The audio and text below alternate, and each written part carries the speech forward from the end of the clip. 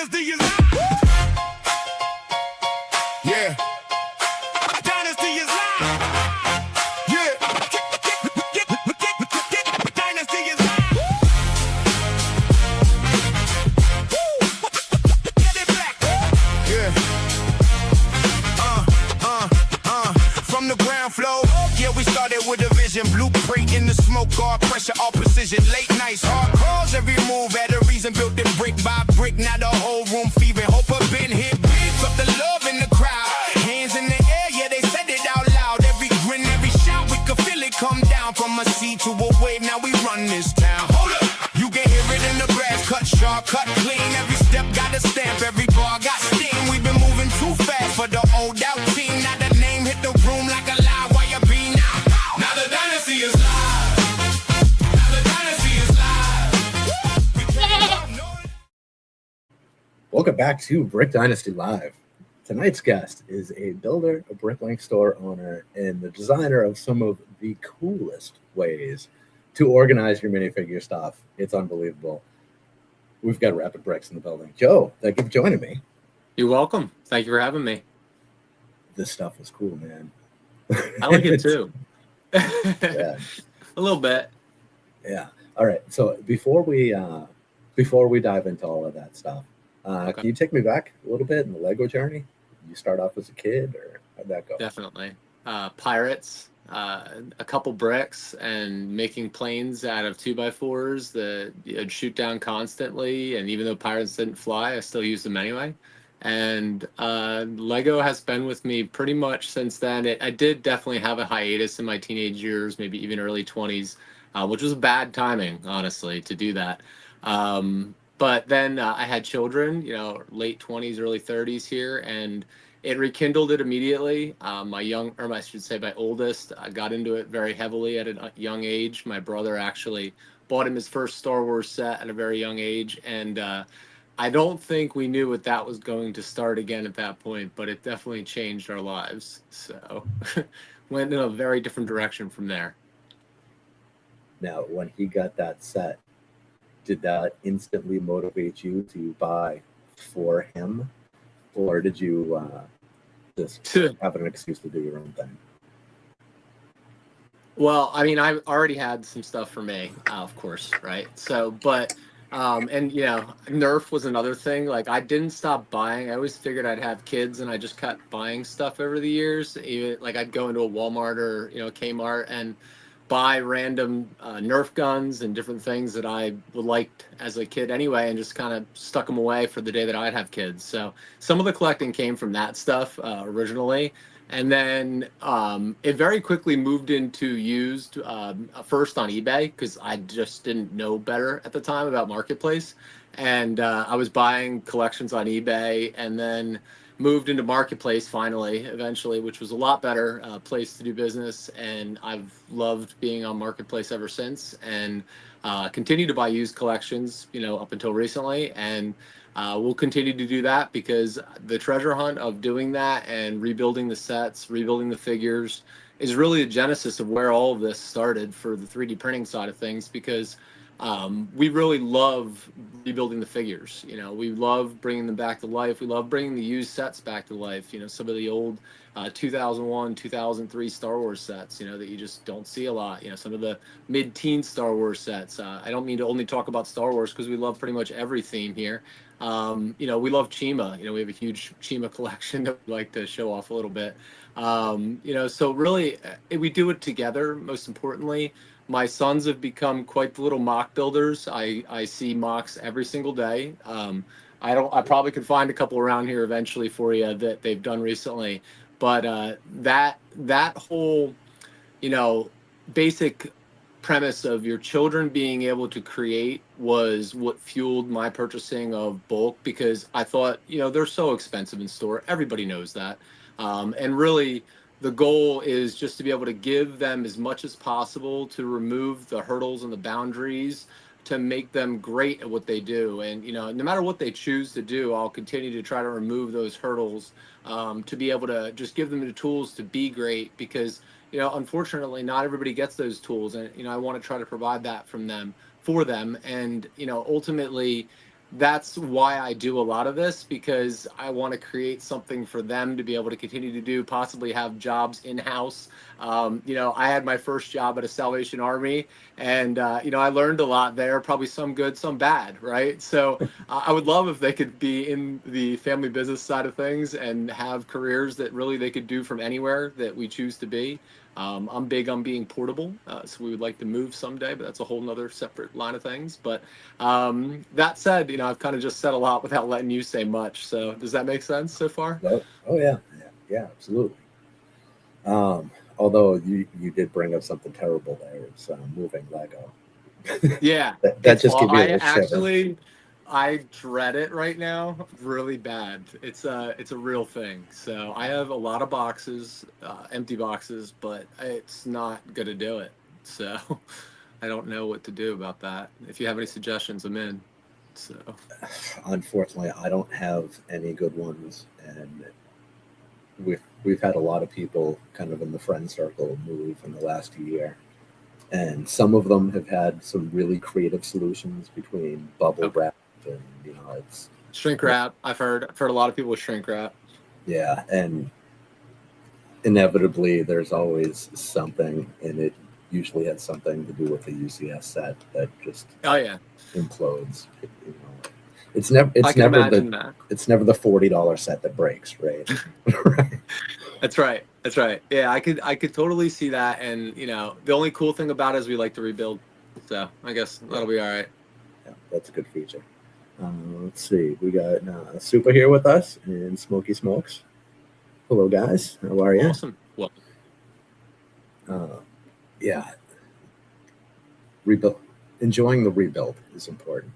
So that'll work out really well for you. Let's say. yeah. I mean, it's a good feature. It's tough though. yeah. I think rebuilding is probably the just being able to, like, for instance, as I was talking about my kids, like, I think the reason their mock building is getting as good as it is, and I'm being a proud parent at this point, but it's like you're downloading other designers' ideas into their heads as they rebuild these sets from the last 30 years, 40 years even sometimes.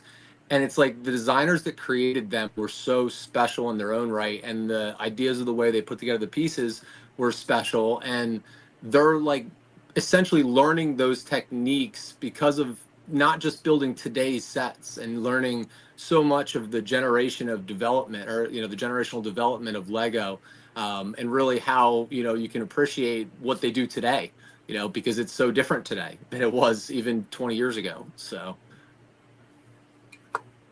It's funny watching the kids and how they pick up on things as they go through. Now, I think kids get to be better mock builders when they spend some time in the instructions first, right? Because sure, they learn some of the techniques there. technique for sure. Yeah, but they build a few sets and then they walk away, and whether they can explain it to you or not, something about these techniques just buries itself in the back of their heads in a way Totally. that adults can't absorb. No, I would have loved to. Yeah, it's Yeah. magical. We did this thing real quick. We did this thing one time. We have done it a few times, but like a 15-minute build challenge. And what it was a flower. We thought about a flower. And my oldest son, I don't know what he was at the time, 7, 8 years old. He pulls out his flower when the three of us show it to each other at the end. All me and my wife just crumpled ours up in our hands, and we were like, "We're done." Like we're already beat, like bad. So we won't do this a lot. Just kidding. But Yeah, that's awesome. Meanwhile, he's secretly going on the botanical instructions on the kid. no, yeah, I'll tell you. Here, do you want to come with me for a sec? Sure. All right. So Wow.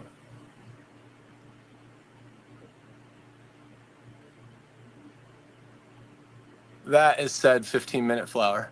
What? Yep. That's incredible. Right? I was like, we're done. Wow. That was not what I was expecting at all. That's phenomenal. Let's put it this way. It's not what I was expecting at all. Hopefully you can see me well again. Oh, yeah. Okay. You know what? I'm gonna do something different here. Can I flip this camera around?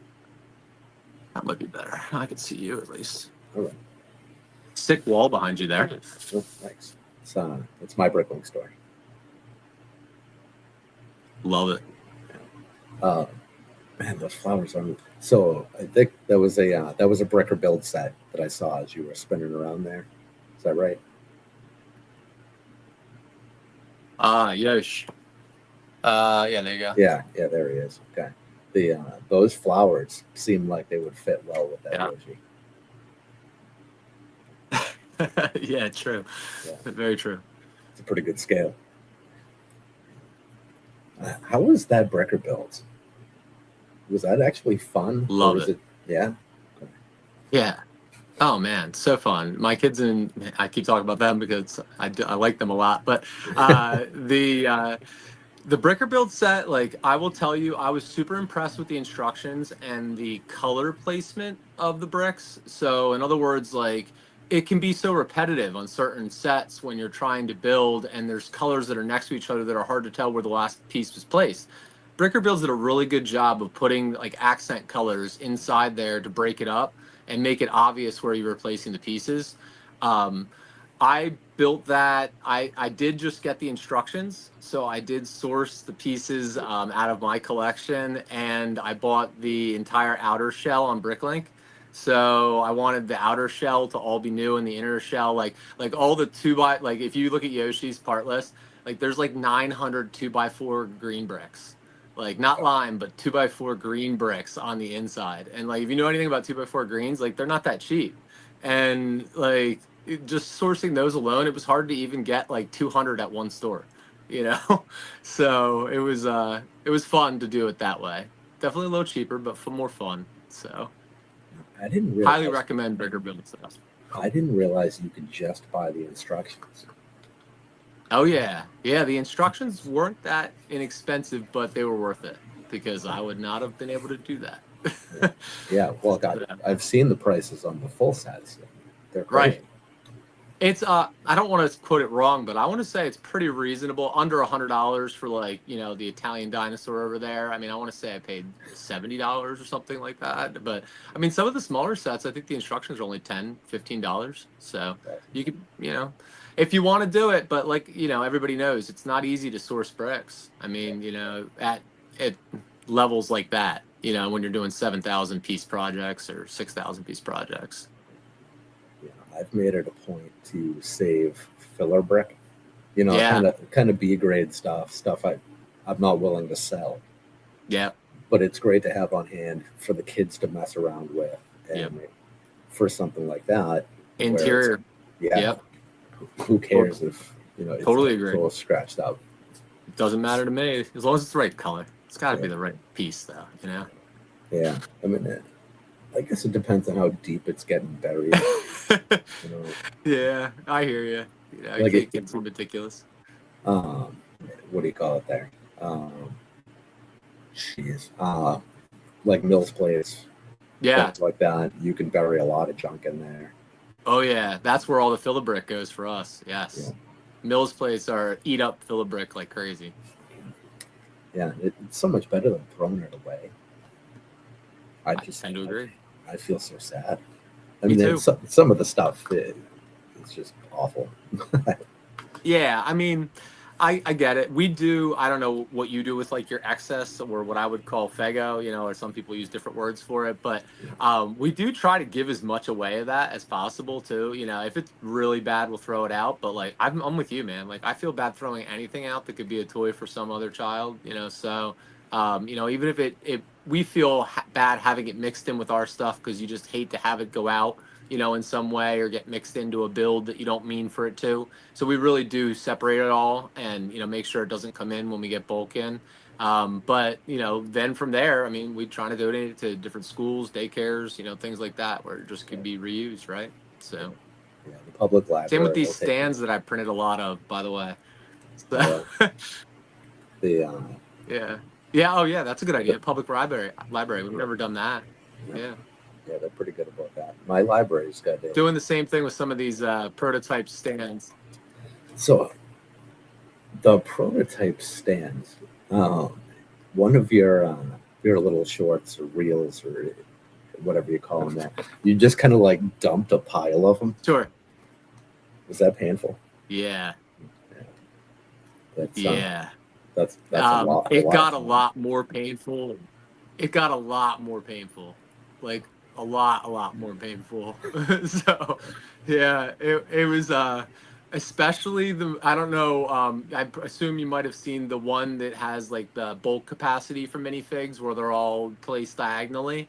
That one took a lot of iterations, embarrassingly amount of prototypes that is still laying in the print room that I am starting to give away little by little, and I'm just telling people like, look, these weren't perfect. There was something wrong with them. Like, just making like random stacks of them, and just trying to get them out of there, not throw them away.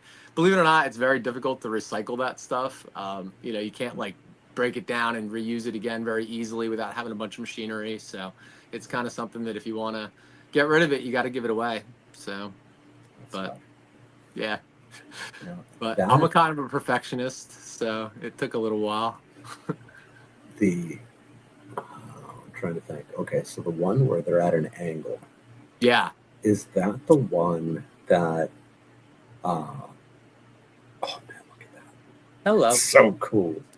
All right, maybe that's not the one I'm thinking of. There's one that you did, Okay. and you posted pictures of recently, where Uh-huh. looking up inside of it, Yeah. it's like Machine architecturally gun. beautiful. Yeah. Like, what Yeah. is that? That is this. Yeah. So one piece holds 101 minifigs, including the top spot. And you're talking about the bottom here. Once the base comes out, which looks like this. I don't Man, know. It's hard to that say. is just beautiful.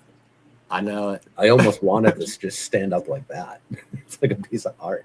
It's so When cool. I first laid eyes on it coming off the print, and like I knew what it looked like on the computer, obviously, but like I didn't think it looked so much like a machine gun barrel, kind of coming off like that ported barrel look, and I loved it when I saw it starting to come to life on the print bed, and I saw the first like try or what I would call diamonds in it, and I was like, man, that is exactly what I want it to look like, and then I actually took out a couple more walls to do more of that because I was like, I just don't need some of this. And then kept dropping filament off it. And I realized how much I could save in filament, which is really aesthetically, it's cool. Like, I like it. I think it's cool. But it was really about filament savings and time and print savings, right? So, I mean, believe it or not, it's over 150 grams of filament saved just doing the diamonds, inside of here and different like the thickness of the walls, things like that. So it was a big savings and big time savings on this print. So, um, which helps, right? So time is everything. You only get so much print time. Now, how does that impact the actual weight of the product? Right. So it's 850 grams for this item, and back up here. So the so before it was a whole roll of filament. If you're familiar at all with 3D printing, most people use 1,000-gram filament rolls, and so before it was a whole roll, right around a whole roll at 1,000, and now it's a little bit under that. Not that it makes a huge difference, but it just really saves time. Obviously it's a little bit of money, but more it's time. So because that's ultimately, like I said, you're always trying to fit that time into the day with printers. So that's how you end up with more of them, by the way, if you want to know a little secret. So you're always like, well, if I just had one more, then I could do this. So, but that happens a lot. So you have to behave with that. How many printers do you have? 7. 7. My God, that's amazing. Yeah. You got to keep It's that probably going to store grow running. very soon. So what's that? You got to keep that store cranking. Yeah, so I believe it or not, I am working on some other things too that are non-Lego related, and that may cause it to grow substantially before then. So we'll see what's going on with that. But right now, I'm super focused on this stuff, making sure that there's some inventory for people that do want them, trying to market it, get it out there to people because, as that's always the challenge. I think they're good. I think people like them, such as I think you have the 660. Am I correct? Yep. The head spinner? Yeah. Oh, man. Yeah, Dude, it's my favorite. So it's still my favorite. So yeah, as that was that right there. I know. Yeah. Oh, It's not that. full. It's not full. Yeah, dude, don't worry about it. So yeah, I printed a bunch of those like flat ones, I'm talking about, that just yeah, they're real like rectangular or square. These things? Yes. Yeah. Dude, I had them all over my desk. And every They're time I'm miserable. building a fig, what's that? They're miserable. I Like know. they're Well, great, but they're they terrible. don't stack, but they're better than a bin, right? But they don't stack, they don't spin, right? So I had them all over my desk. I was up to like 20, 25 of them all over my desk. And every time I'm building a fig, I'm going through them and I'm like, man, I'm really doing a lot here. So I was like, so my wife actually is the one that suggested the style of the carousel cake style, or what we would call, cake style originally. And then kind of just spiraled from there with the other thoughts of, well, if we did it with heads, what can we make spin around from there? And really, I had not as much of a concept that you could do so much bearing free with PLA. I knew it would spin, but I didn't think it would spin like they do. So it was a very happy day the first time I printed that 660 base and attached it to the second tier, and it spun like it did. I was pretty stoked about that. So Now, is the whole trick there just the lift of the peg, just bearing the weight? yeah. That's it, huh?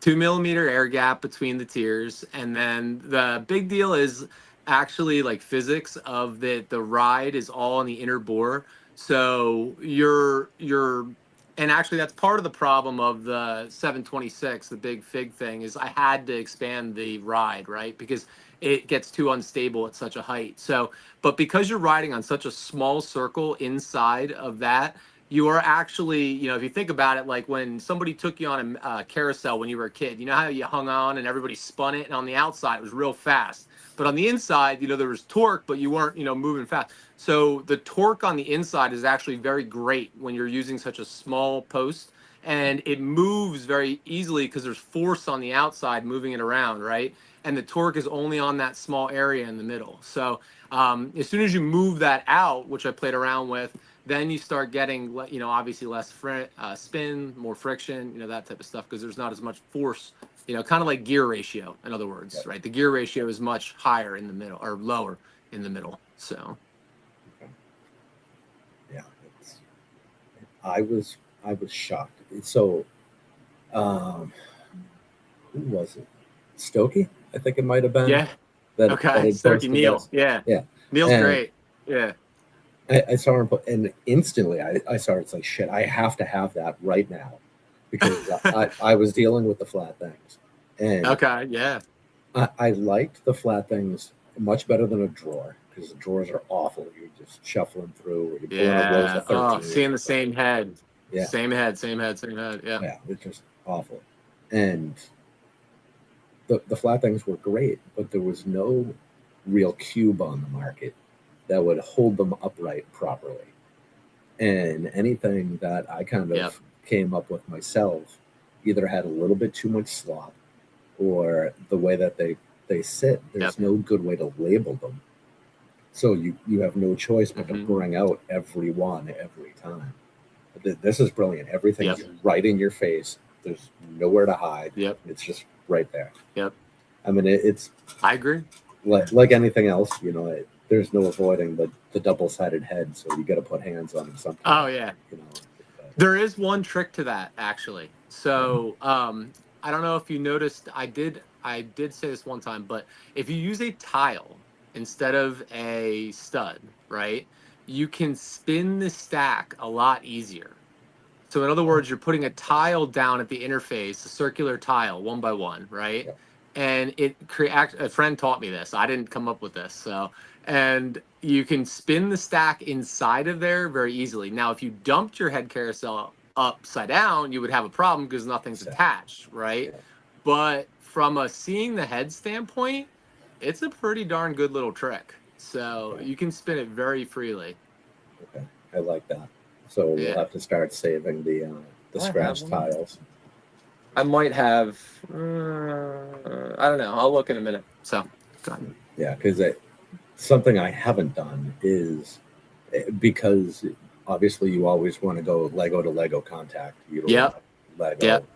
onto this That's stuff. how I build everything. Yep. Yeah, I have not dropped any studs into any of them, so they're just all sitting in there loose. So Oh, okay. yeah, I haven't put Interesting. any So that might pressure. be the same concept.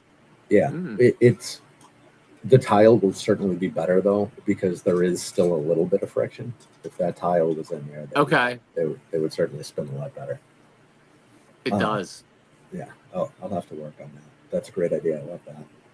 And you get them out with a crowbar. Interesting. Okay. Yeah. The Lego crowbar gets out both the 1x1 round and the 1x1 tile. Cool. All right. Well, hopefully once the stuff goes in, they're never going to have to come out. Yeah, I hear you. You never Permanent know. You like to fixture. change color. The minifigure one. Mm-hmm. One of the iterations of the minifigure one, anyway. You have Yes. like a storage area on the inside. Okay. Yes. Also a That's great idea. the body part carousel. Yeah. So Okay. That's the one. Okay. this was all about that, the storage area on the inside. Because it was like, yeah, I can see stuff, but I wanted to be able to see, I wanted to just store things and kind of have it all in one place. You know, hairs, things like that. You know, as you can see here, you know, it just has that extra capacity on the inside for the randoms. And, you know, I really didn't know what it was used for, but I knew I didn't want to waste the space. You know what I mean? Like I was like, it's there. Why wouldn't I take it? So, and put the wall up. I got to show you one thing. I'll be right back.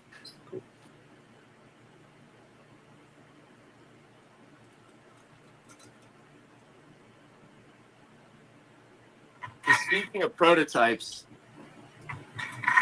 since you like that design, here's a prototype. So this is a mix of the 726. This is the big 726 plate, but it's got the inner wall, and it's double the height. So it's deep. This is what, yeah. So it was deep. It's deep on the inside here. So this was what I first designed it as, and then finally I was like, why am I not including more minifigs inside there if we have the height? Like, you know, because all I have to do is expand the height. As you can see, this post was very low because it was still just on the outside. So this was a very original piece of that design that did not come to fruition because I just, once again, I thought to myself, what the heck can I do with all that space? When you started to see it, and it was 11 tiers at that time. It was really tall. It was like 40 inches tall and 11 tiers. And I was like, yeah, it's a little much. So, and the problem was I was really building for capacity. And, you know, I'm building all this height for capacity, but like it was right there in the middle anyway. And all I had to do was make more height between the tiers. So that was the fix eventually. Now, one of the things that comes to mind when you talk about filling inward, as opposed to what you just showed me, where it's just on the outer ring, is I think a lot about, like, if you go to a Lego convention. Yes. Now, I like to watch some of the vlog videos from those guys. Yeah, just the setup and tear down. Because I've seen it in person, but you don't want to bug them while they're doing it. So it's better to just watch the vlogs afterwards and see some of the prep. Yes. If they were to bring something like that to convention, the inside is basically useless because you can't have any of the people on the floor putting their hands deep. Yep. Inside. Yep. Yeah. They could only access the outer ring. Yep. Maybe the inside for them, your scrapped version there might be a viable solution because they could put might be better. They could put bagged minifigures or whatever in there, keep them hidden from the audience. Maybe I like that. Yeah, I hear you on that. You know, I'm with you on that thread, and where I go with that is transportation of minifigures, because I think about, like, my style was always base plates. You know, I was Yeah. always filling up base plates, and then Target sells this like glass case that's 3 drawers, and I would throw the base plates in there and just carry the darn cases around. And I have too many of them. So the idea was, if I took the bottom tier, you know what I mean, like the last tier on this, and made a whole bunch of them, you know what I mean, and stack multiple tiers. You know, I have some Chima and some Star Wars on this one, right? So if I stack the same tier over and over and over again, which I've done a couple times now, um, what kind of capacity would that be for moving my minifigures around? You know, versus stacking base plate after base plate in boxes, or however you would do it, right? Because this tier holds up, it's 150 slots on this single plate, right? Wow. So, I mean, if you stack 10 of them, 8 of them, right, we're talking over 1,000 minifigs, you know, 1,500 minifigs. If you are, you know, if you're using all the available slots. So that was my thought too, is like just sheer transport. Like, it's in my car, they're all together, and then I get there and do whatever I'm doing with them. So, and that's where this one came in too, was like, is this the version that you display on? You know, because the 726 was all about capacity. Everything was about size, and going as big on capacity as I could possibly go, and fitting as many as I could fit. So, and that, because honestly, I was like, I've only seen like 200-300. So I was like, 700 sounds cool. Yeah, for sure. Yeah. Yeah. This guy here, user, whole bunch of numbers and letters. Get a cake transportation box. I guess. Cake transportation box. Yeah, if it's a cake display. Yeah. And, Yeah, dude. And yeah, and like stack that. them all in there like that. That's a cool idea. Yeah. Yeah, I mean, you got to figure these, what do you call them there? Like catering places and things like that. They get these, you know, like multi-$1,000 wedding cakes, and they have to have a pretty good way to transport those. Heck yeah. Yeah. I mean, I've had a bunch of people recommend doing like motorized stuff, and, you know, maybe some of that's in the future, but I also thought that would be kind of cool, you know, if you had some of these motorized and inside a box. So like, I'm all about protecting good minifigs, like, obviously, right? You know, with glass cases, you know, all that stuff. Of course, I'm all into that. But for me, I got a lot of minifigs that don't need that level of protection, right? So, but I'm not like getting rid of them. So what do I do with them? You know, I got to put them somewhere. So it was all about like, where do I go with my excess capacity, where they're, you know, not $100 minifig that we're going to throw behind glass. So, Yeah, and I would think it keeps them pretty clean too, because the interior ones, those aren't going to get very dusty, right? It's just kind of correct. the outer rim.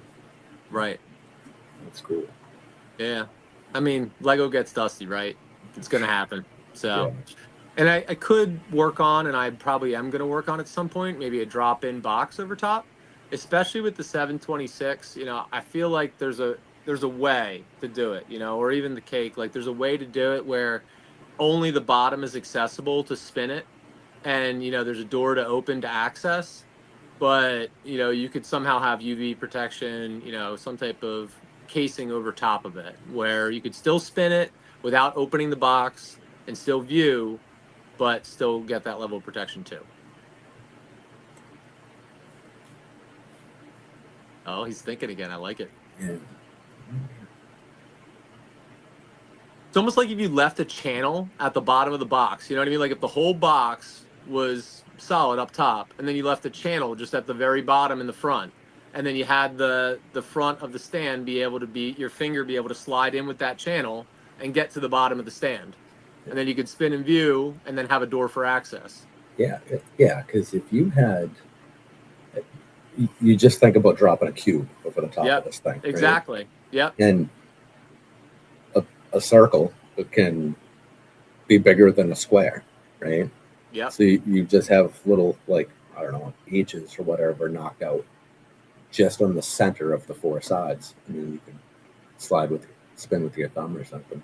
Exactly. Yeah, Yeah. that's what I'm thinking. If anybody really likes that at some point, I'll be happy to dig into it. So I might do it for myself, to be honest, and then we'll see where we go from there. Yeah, So, there you go. I mean, it's where all this starts. So it's all about, selfishly about me and like, hey, how do I fix a problem I have? Yeah. Which brings us to Bricklink. I mean, oh my goodness, talk about trying to fix problems. Phew, that is a whole nother bear. Yeah. So Well, and that's why I fell in love with this so fast. I know, I hear you. The margins on Bricklink are wonderful. Yep. As long as you don't, if you consider it a labor of love and you don't think about an hourly wage. You It's don't measure your fantastic. time, you're doing awesome. Yep, You're if you- killing it. If you don't Yep. measure any of your time. Yep. Yeah. You ever upload like a piece and it takes you like a half an hour to get through it, and you like hit the button and it's like $2.30. Yeah. And you're like, oh man, I just did a lot for that $2.30. Yeah. So, Yeah. although, There. do you use Brickstore? I do use Brickstore. Yeah, so And- Brickstore does make things easier. I would say Yeah. that we've found that has made things easier. So Yeah. That's a big help. Brickignise is massive. Brickignise is definitely huge. Yeah. Yeah, but there's still those moments where, so we had whatever we were at. We were at 1,200 drawers before we even started uploading the Bricklink, which was a massive mistake. That's a lot. Yeah, I wave my hand screaming every time I hear somebody starting. It's like, no, start the first piece you ever buy in your life. Log it into Bricklink whether you want to sell it or not. Right. Don't start too late. Oh, I'm way too late. Yeah, It's a lost cause. Yeah, but we were, you just grab something like this and go to upload it for the first time, and then you realize, shit, there's 3 different variations in here. Yes, there is. And oh man, clips, clips, A, B, C, D. I like. Oh, yeah. And you get the little hose sprayer looking things. Mm-hmm. Yeah. There's 2 different versions of those. One of them's got a tiny hole. One's got a tiny hole. One's got a bigger hole, I think. Yeah. Yeah. Oh no! Like, this isn't gonna be fast. I'm gonna put glasses on. And so when you go through the clips and you realize there's 4 variations of the clips, you're like, oh my gosh. Yeah. It's like, is there an option for nobody cares? Yeah, there might be, because I bet some people get them and have no idea. Yeah, so. there's a couple parts that have a like an unidentified option or whatever it is. Yeah, I've seen that. And that's cool. It's like, fine for sure they sell for less, but it cuts down the labor so much. Whatever. Right. It's all right.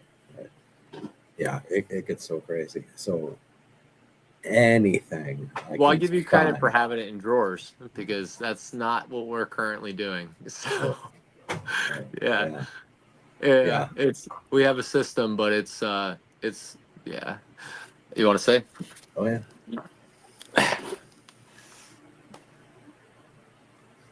Hold on, trying to.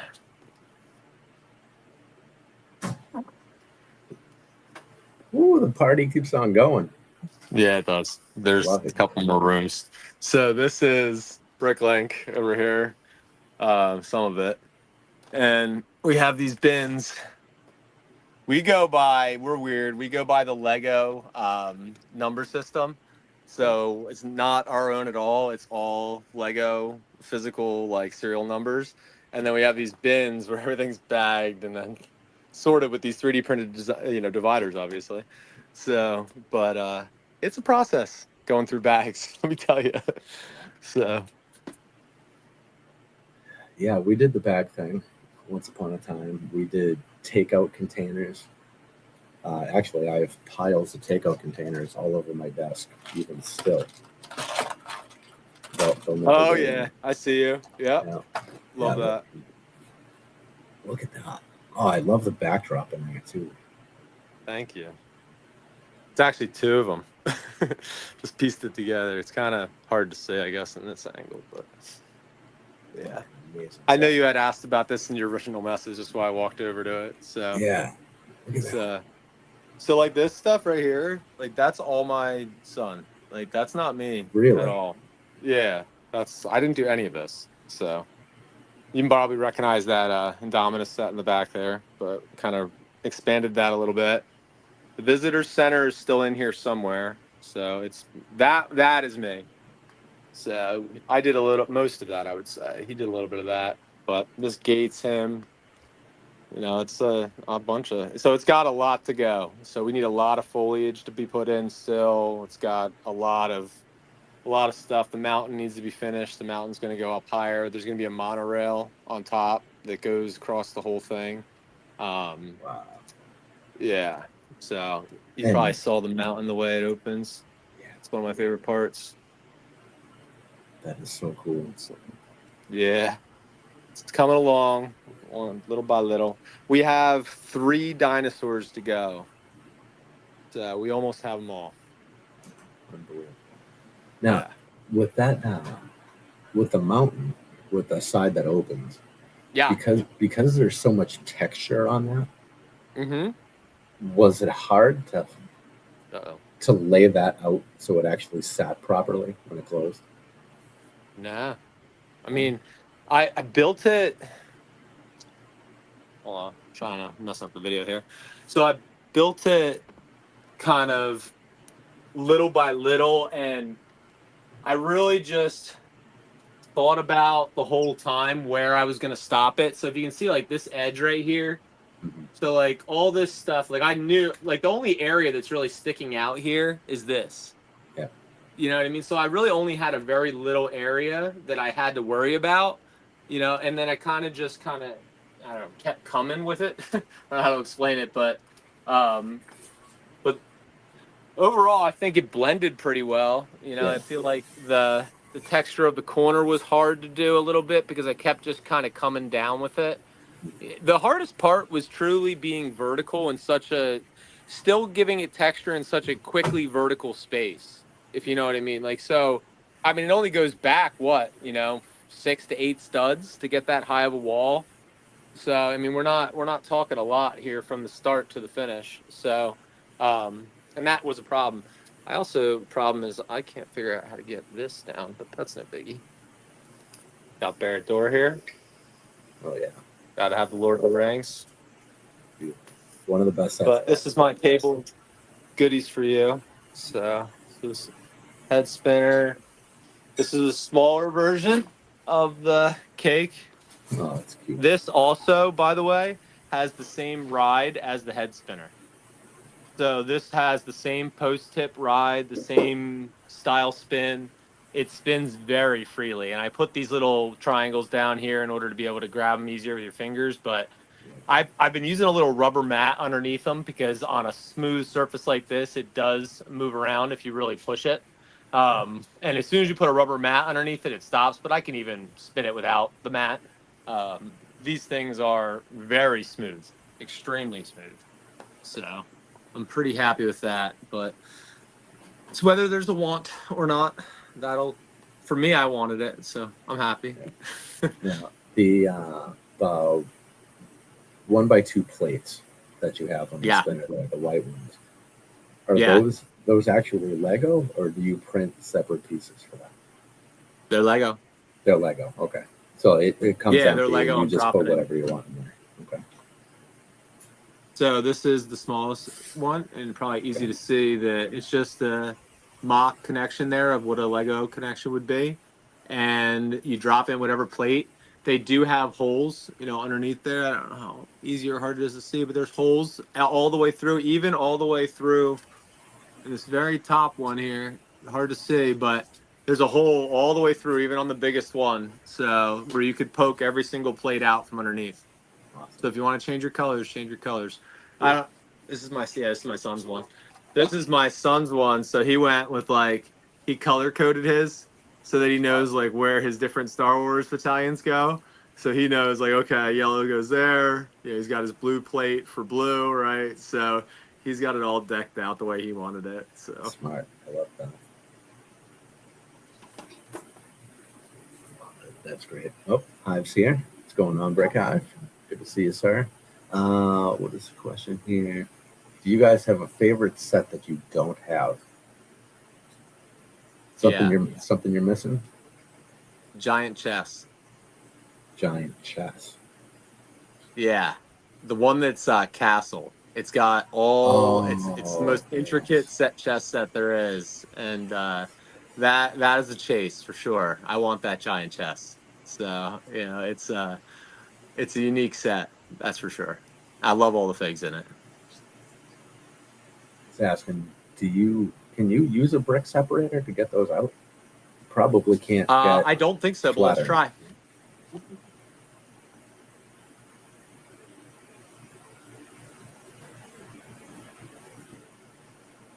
I don't believe so, but we're happy to try. No, it's definitely not happening. Yeah, you might have to put an Nope, additional too much of a plate on gap. top. Yeah, curious about that. I mean, I could technically push them out to the edge some, but I don't know if I could push them out enough where the corners wouldn't hit. I don't think I could. Where the brick separator would get there with the round curve. You know, if you don't know what I'm saying here, like, I don't think you could push those out far enough because the corners would then be sticking out on the round. Yeah. To be able to get to the brick separator because it hits in the middle before it gets flush. Yeah, I think it's, as much as I hate to recommend the other brands, just like instinctively, I think it's Lumi Bricks has tweezers that they sell that I think you can grab on well enough to pull them by the stud, Okay, that's interesting. which is kind of mistreating Grab the Lego, battery. but do what's necessary, I guess. We do that occasionally. Yeah. We do that occasionally when need be. Yeah. Sorry about all the camera in here. It's nice having the tour. I like that. We don't get to go mobile very often. Yeah. That's a lot of fun. Oh, hey, sorry. I'm kind of just spur of the moment. You know, No, you pretty much it's- asked me to do anything. If you want to go to the print room, we'll go to the print room. So we'll really go mobile. And is that on the same floor? Different floor. Oh, okay. Use a third piece. Yeah. So his thought here: use a third piece. Yeah. Yeah. Just a plate on a plate would separate it. It would probably need to be a newer. I'm going to tell you, it's probably too tight of a connection. Yeah.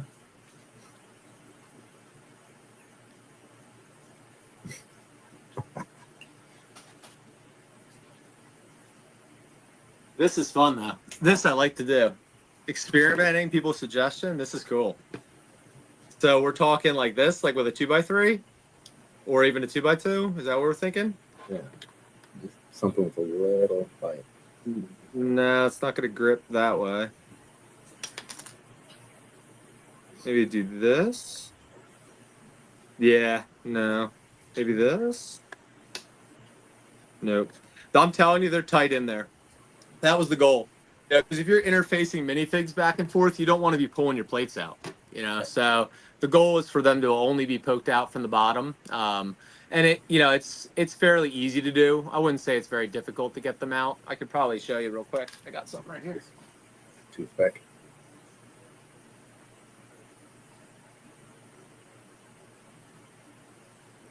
I just have like a little punch that I use a lot of times. Cool. So.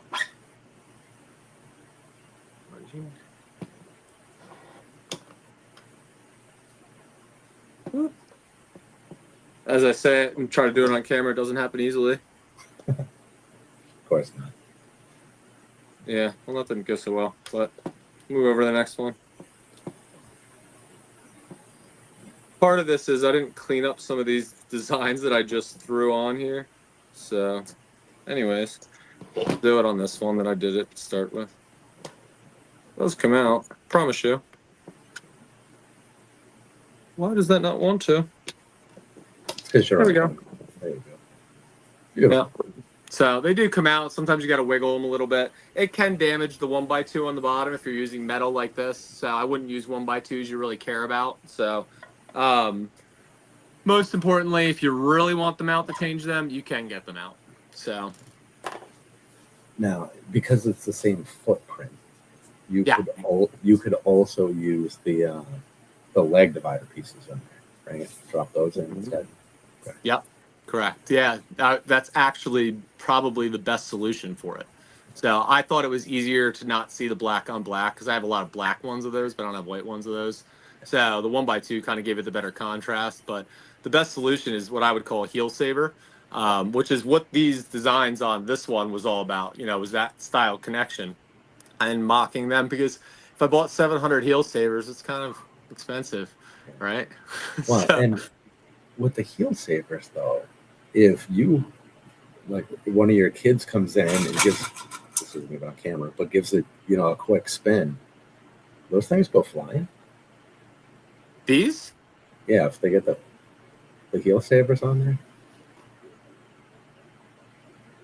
I mean, I'm trying. Yeah, they're not going anywhere. Okay. So, I mean, yeah, they don't go anywhere. So, but look, Yeah, nice. you know what I mean? Nice, easy on and off. All right. Smooth and easy, Fantastic. right?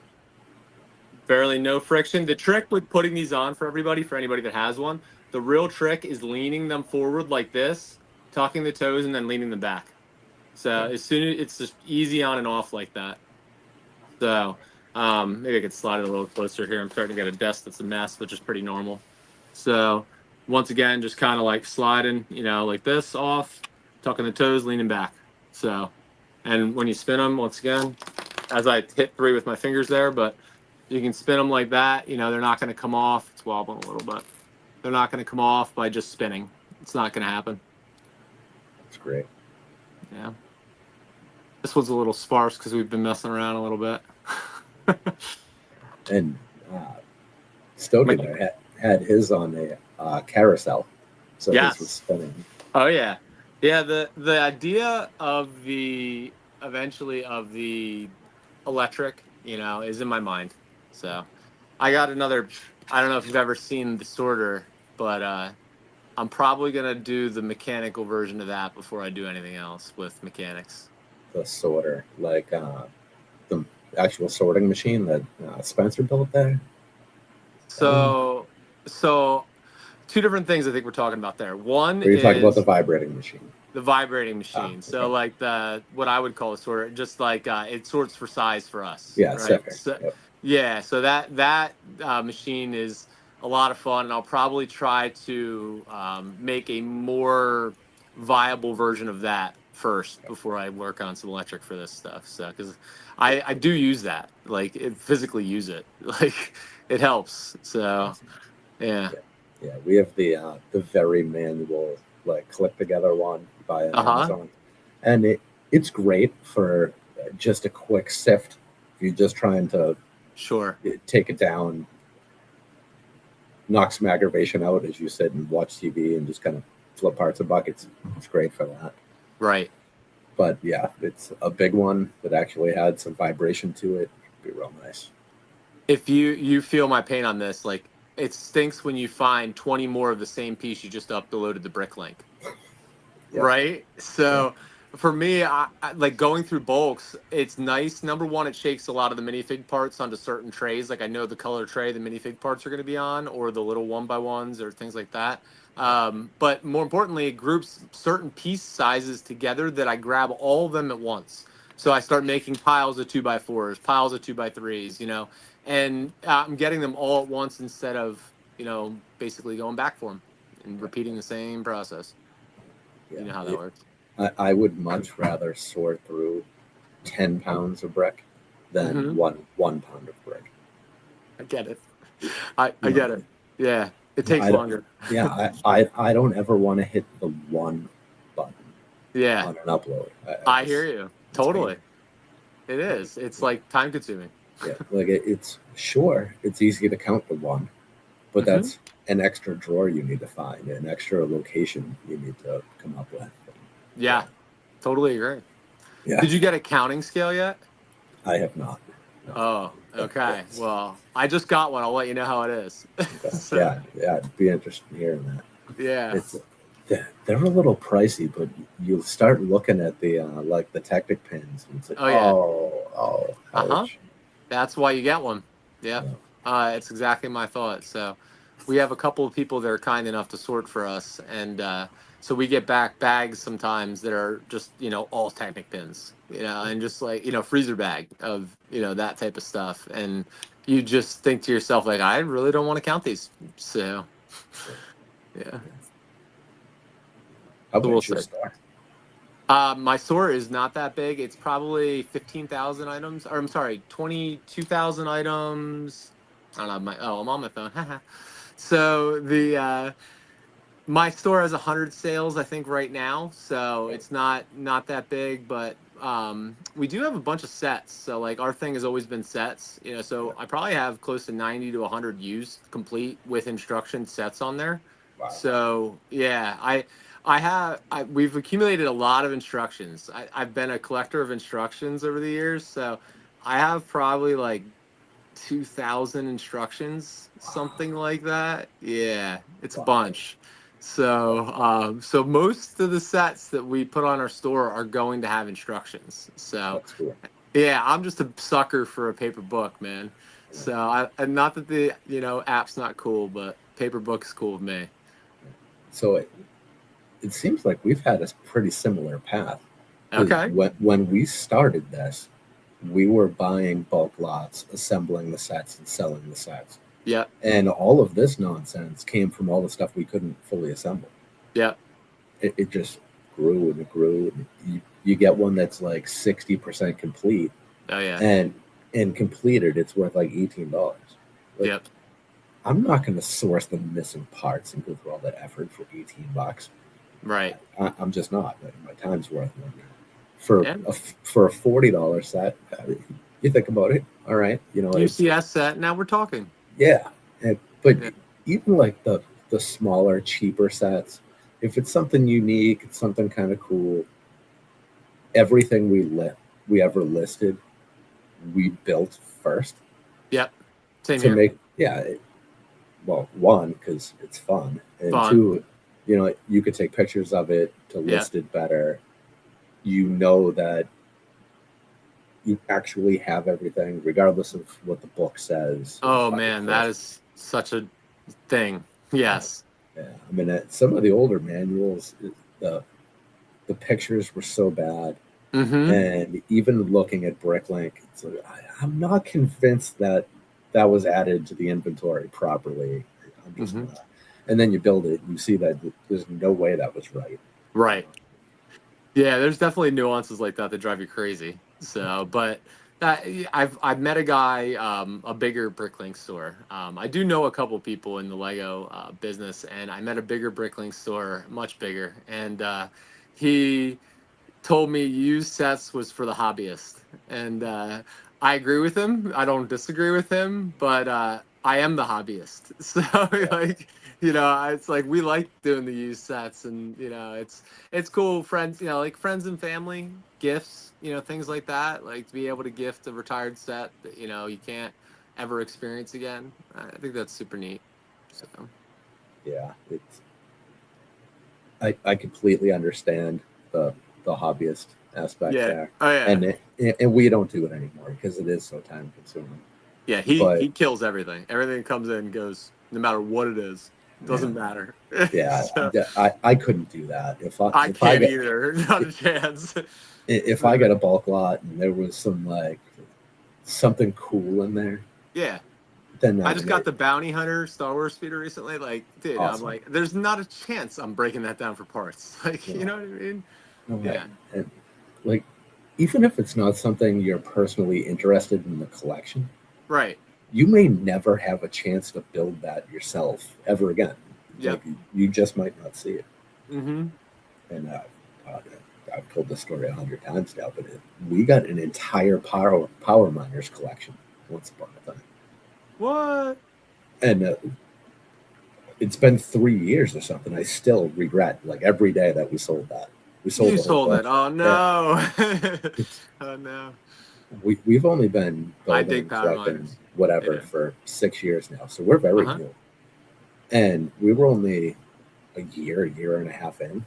Yeah. Maybe Hey, it funded something else though. Yeah, well, it did. It funded a lot because we got a really good deal on that. That's the point. Yeah. You can't. Yeah. It's hard to look back when it funds such an opportunity of something else, right? Yeah, So, we got something crazy. 250, 300 sets, all complete for $500. I think it was marketplace deal, and it was like, that's close enough to free for me. that is free. Yeah, so we built everything. I took pictures of everything, put it up. We sold it all Wow. on eBay. We didn't even have Bricklink at the time. eBay even. Oh, Oh that yeah. was they ate you alive on there.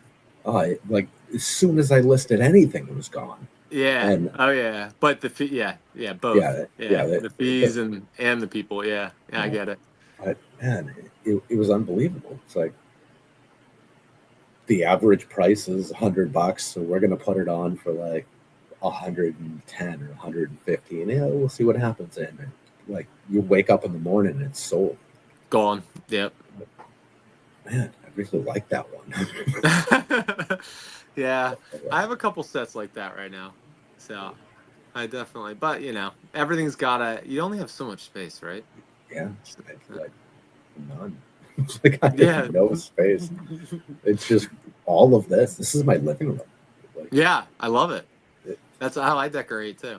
yeah. Yeah, I will not take you on the full experience, but there's quite a bit of decorating that has been done elsewhere. So It just infiltrates everything. I mean, yeah, thankfully, same as you, the kids are into it, yeah. so it's fine. My daughter had her first build stream Sunday night. No way. Cool. Yeah, we set her up for her first one. She's just a natural. She loves it so much. Likes to talk. Yeah, she likes to talk. She is a very social kid. Yeah.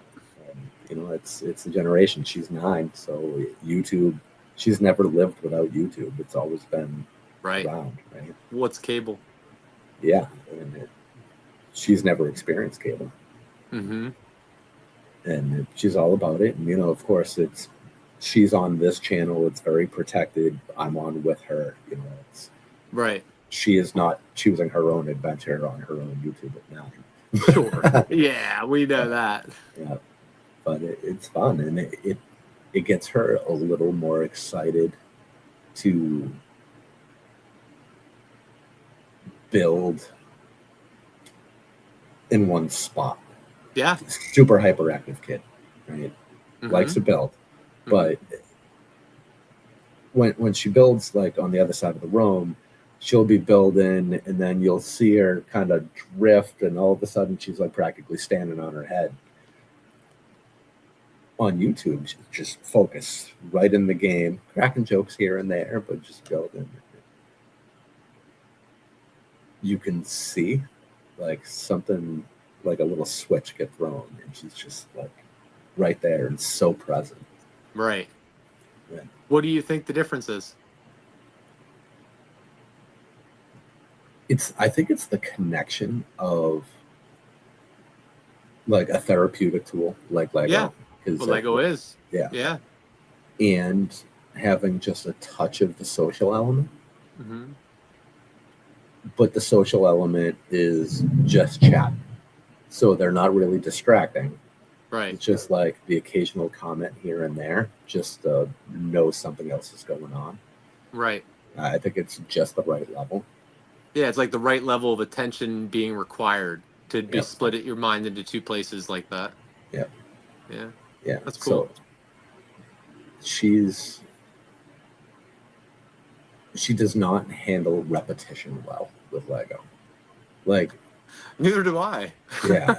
Who does? And I think we all have the same pain where it's not until you get to like the third page in step 14 where it says, oh yeah, by the way, do this 3 more times. It's like, why didn't you tell me from the first step so I could have been doing them all as I went through? But no. Right. Now you tell me I have to do, 4 of these or whatever. Right. She gets pissed. She'll finish that first one and it'll say that she's going to do 4. She's, Daddy, come on. I need some help here.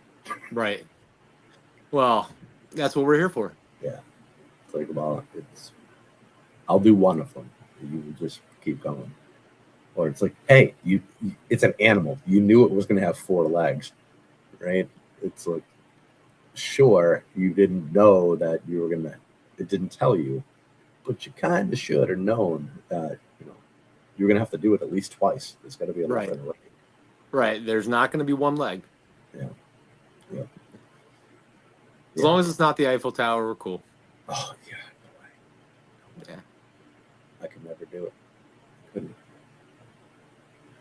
I don't think I have any desire to spend that much money on a single set. Hmm. Yeah, I can't feel the same. There's too many good ones right now. Yeah, Oh. there's a lot. What is the Eiffel Tower? I think the Eiffel Tower is in the 700 range, 700 range. So Yeah. I could be wrong. I don't know. That one won't be one, so I don't need that one. Yeah, I don't. But the Ministerial that came out, that's a different story. That's gonna need to come home. That's a tough one because it's so white. Yeah, Like, it's yeah, cool. it's cool. Yeah, so, Yeah, but in my opinion, they made basically the best set of all time, and they made a black one. Parador. Yeah, like that set is gorgeous, and Building that set is awesome. Yeah, I also love anything with like a horror element to it, so that's right up my alley. And then to have like an all white monstrosity, it's like, oh man, that's gonna get so dirty so fast. It definitely is. Oh, You can imagine the yellowed ministers you're going to see in the future that are going to be, oh man, like someone just has one in a window for 5 years and it's going to be atrocious. That's the upside of having so many adults having their Lego rooms in the basement. Yeah. Oh, I mean, for sure. Yeah. I mean, that's some of why I keep, my favorite figures kind of locked away in rooms that don't have windows. And not that I'm like some scientist that knows it's going to have any effect, but what the heck? Why not, right? Yeah, I mean, nothing's better for the soul than sunlight. Nothing's worse for your toys. That's a fact. Yeah. Yeah. I'm going through this collection, an eBay I'm going through on eBay, helping someone get rid of a vintage toy collection, and it's incredible, with these 80s and 90s, like Ninja Turtles, Ghostbusters, all that stuff, like, stuff from our youth, right? And, it's incredible, the demand for it on there, but it's also yellowing is like, you're like, dang, even these toys yellowed? It's not just Lego? It's kind of funny. You never realized that when you were a kid that stuff was happening to your toys, but yeah, they did. Well, So, the other thing with the toys from the 80s is the smoke staining, because everybody smoked indoors back then. right. And you can smell it in like the hair of the Barbies, and yeah, some of those old collections are rough. Right. Yeah. That's a fact. Yeah. Have you set up a bulk lot bingo card? No. What's that? Or just like had one rolling in your head? So we kind of play this game here when we get bulk lots of, you're just waiting for certain things, like a safety pin, a dead bug, a tic tac. That's cool. A Hot Wheels car, Always a marble, always loose change. Loose change. Yeah. Yeah. Do you have a bingo with what you find, huh? Yeah. We basically, it's like, oh, well, that wasn't on my bingo card this week. Okay. Yeah, and you're always going to find a couple stray like Connects or Mega Blocks or one of those. I hate the Connects. Those things drive me crazy. Right. The little like half wheel things, they get caught on everything. I know what you mean. So I'm not going to admit my Connects collection. Yeah, well, it's fine if you actually like are into it or you do something with it. I have no use for any of it. So when it just like tangled up and you have like a stray Barbie head and you got the Connect clip thing stuck in the hair, and then there's like a what is it there? Is it Paradisa? Not Paradisa, the other one. Do I have one handy? These ones. Yep. Yeah. They have the skirts with the elastic waist. Yep. We got a lot that had a bunch of them in there. And every one of the elastic waistbands had a Connects thing stuck to it somehow. It's so great. frustrating. That's awesome. Yeah. Thankfully, the elastics on those are thick and none of them broke. And they're virtually worthless anyway. Once again, always make somebody happy. Yeah. I mean, and the more lots you have in the store, the better off you are. Right? No doubt about it. It's funny how that works. Yeah. It's funny how the more you upload to it, the more it seems to come back because, I've been working on this stuff and we haven't had a lot of Bricklink orders, maybe only a few in the last couple weeks. And, you know, this stuff has been, obviously what we've been working on. And as soon as I go back to that, I'm sure there's going to be Bricklink orders. So, Yeah. I think there's like an algorithm to life. yeah, In what you focus on some grows. kind of way. Even the things that don't have an actual algorithm, Yeah. like I don't know, like your own brain of sorts. Like, when I don't need to buy a bulk lot is always when I find the best ones. Yeah. Because you never stop looking. Right? Mm-hmm. I bought one. I came home. I think I was home 2 hours and I saw another one or someone randomly showed me it or something on their phone that was at my house. And it was 8:30 on a Saturday night and I drove and got it. And it's probably the best bulk I've ever bought. So yeah. And the woman hit me with like one of those, well, first come, first serve, and I was like, should I go? It's Saturday night, do I really need to do this? It's an hour away, like, and I did it and I was very happy. So it was like one of those like a high five when you get home type stuff. She had bins and bins and bins in the driveway waiting for me. Oh, like actually outside, ready for action. Outside, ready to go, just ready to leave. And That's cool. yeah, it was way more than I expected, and so many minifigs. So, Beautiful. well, like I think there was like 60 Ninjago sets. So something insane. How long will it take you to process all of that? A long time. Yeah, so we have a deal with our kids where 10% of every set they reproduce or rebuild gets, they get 10% of whatever it gets listed for up front. They get cash advance, obviously, because they don't work without it. But the fun of that is, they really do go and work hard, on rebuilding those sets, and it's really helpful, to be able to have them putting child labor into it, for lack of a better word, because it's fun for them, and we can check everything and go along with it along the way, and they gather. My oldest will gather all the pieces ahead of time if he wants to, and it takes time, but it's not my time that's necessarily going into it. So I'm trying to delegate a little bit of that stuff to them because they do like to do it, and to anybody else that wants to come over and do that. So, I'm certainly all about anybody that wants to do that. Yeah, it's nice when you can hand out some of the action. Yeah. I mean, ultimately, I wanted to do every job from the ground up, but I would not like to do it forever. Yeah, you like to do it just long enough to know how to do it well enough to teach somebody else how to do it. That's right. What does it say? To the minimal grade hidden. I don't know what that means. I don't know either. Yeah. I want the cheap labor. Yeah, me too. Yeah. Yeah. That's I think why oldest is farms okay. had a lot of children. Yeah. Yeah. That's a smart move. Yeah. Very. Yeah. Although I think the parents back then, like, well, especially in like farm situations, it was necessary for those kids to work, Right. like just to keep things afloat. Like, Yep.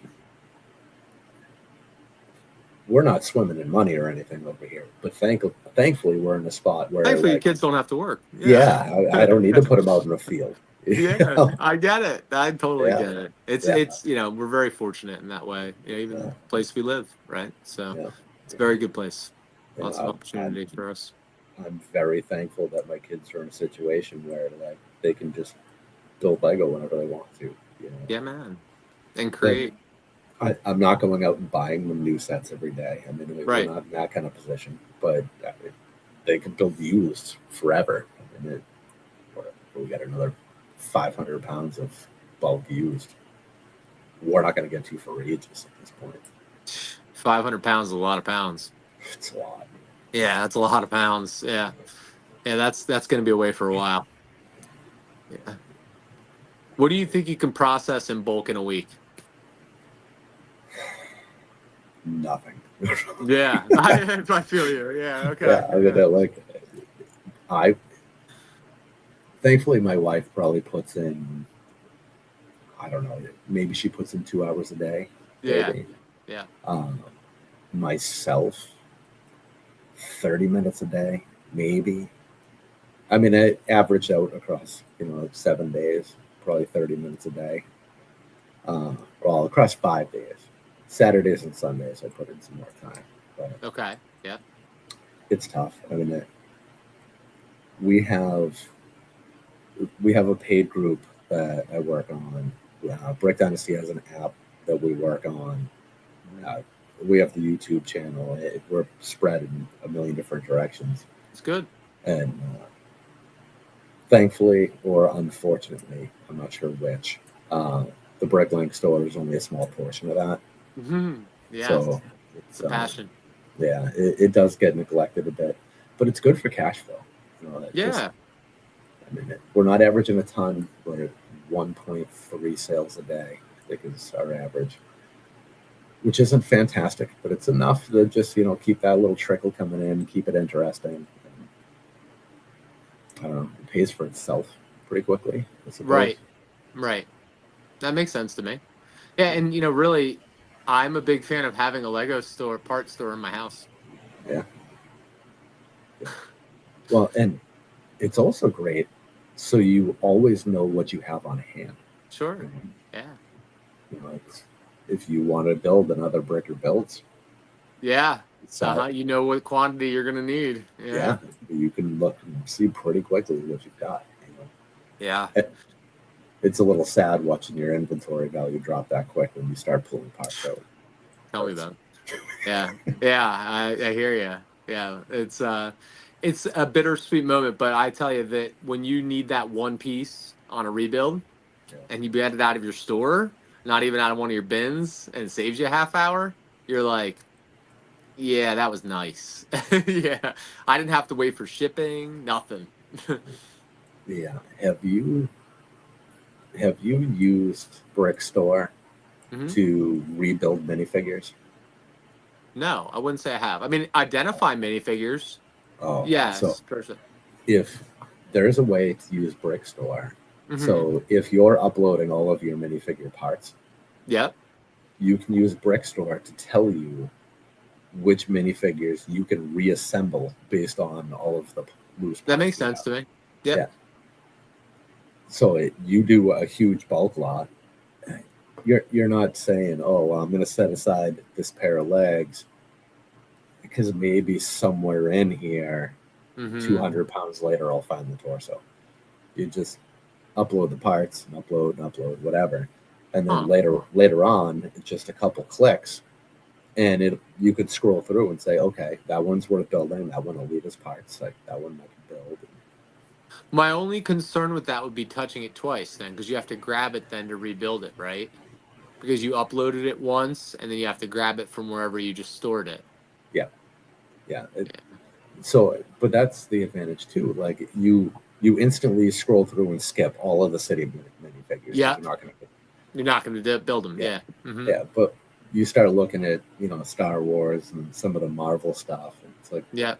for $30 or $50 or whatever, I'll reassemble a minifigure for that. Right. I'm with you on that. Yeah. And Easily. yeah, and like we found parts for a Joker the other day. Uh-huh. They're dark purple legs, so they're whatever 50 cents or something. Hmm. I think what was it? The torso was like $12. Hmm. Okay, $12 for a torso is pretty good. Pretty good. Yeah. Yeah, but it's annoying to sell a torso by itself because you really need to have a broken torso or missing whatever. I'd always rather sell a full thing. Right. And then you look and you see that the head and the hair are like $45 and $55. But Okay, I'm paying attention now. Yeah, now you're paying attention. Yeah. Yeah, the complete fig sells somewhat regularly on eBay for $150. Right. I'll put that together. Yeah. You know, Not a bad hourly wage if you're doing yeah, something. yeah, and it's like I know where the head is, I know where the hair is, I know where the torsos live. You know, like, it's not so bad. And really, a pair of Right on purple your legs. carousel. Yeah, soon. Yeah. Yeah. We can make So, that happen. yeah, I need to figure out a flat surface, Okay. a new flat surface. So where, Sounds funny. yeah, Yeah, so I know what you mean. So like every bit of real estate's chewed up yeah. by something. Oh, I hang everything from the ceiling these days.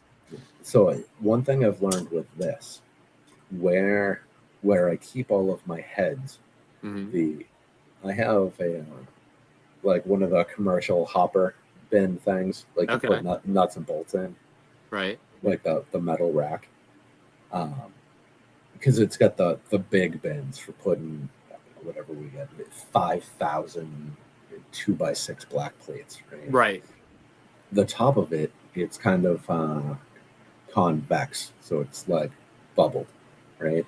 And it pitches forward just slightly. Okay. So that's where this goes.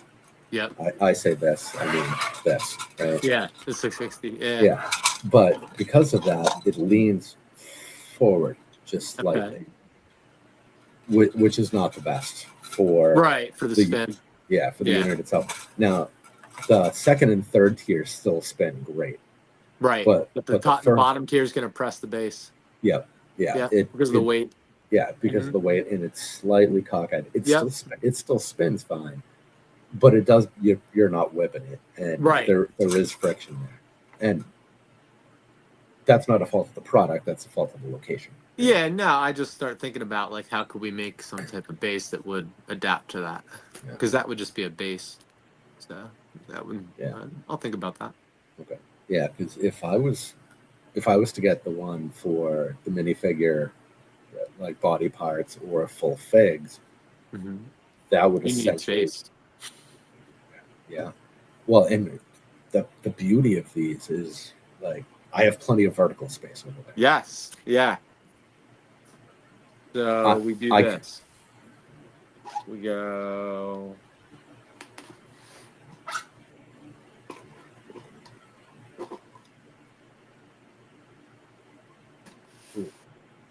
Yeah, something like that. I don't know if this one drops down.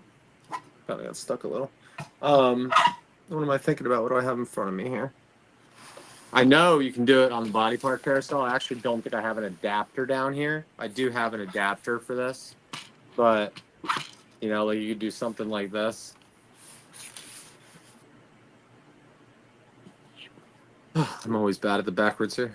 So you got the heads up top, right? And you could still do a carousel style with parts down the bottom too.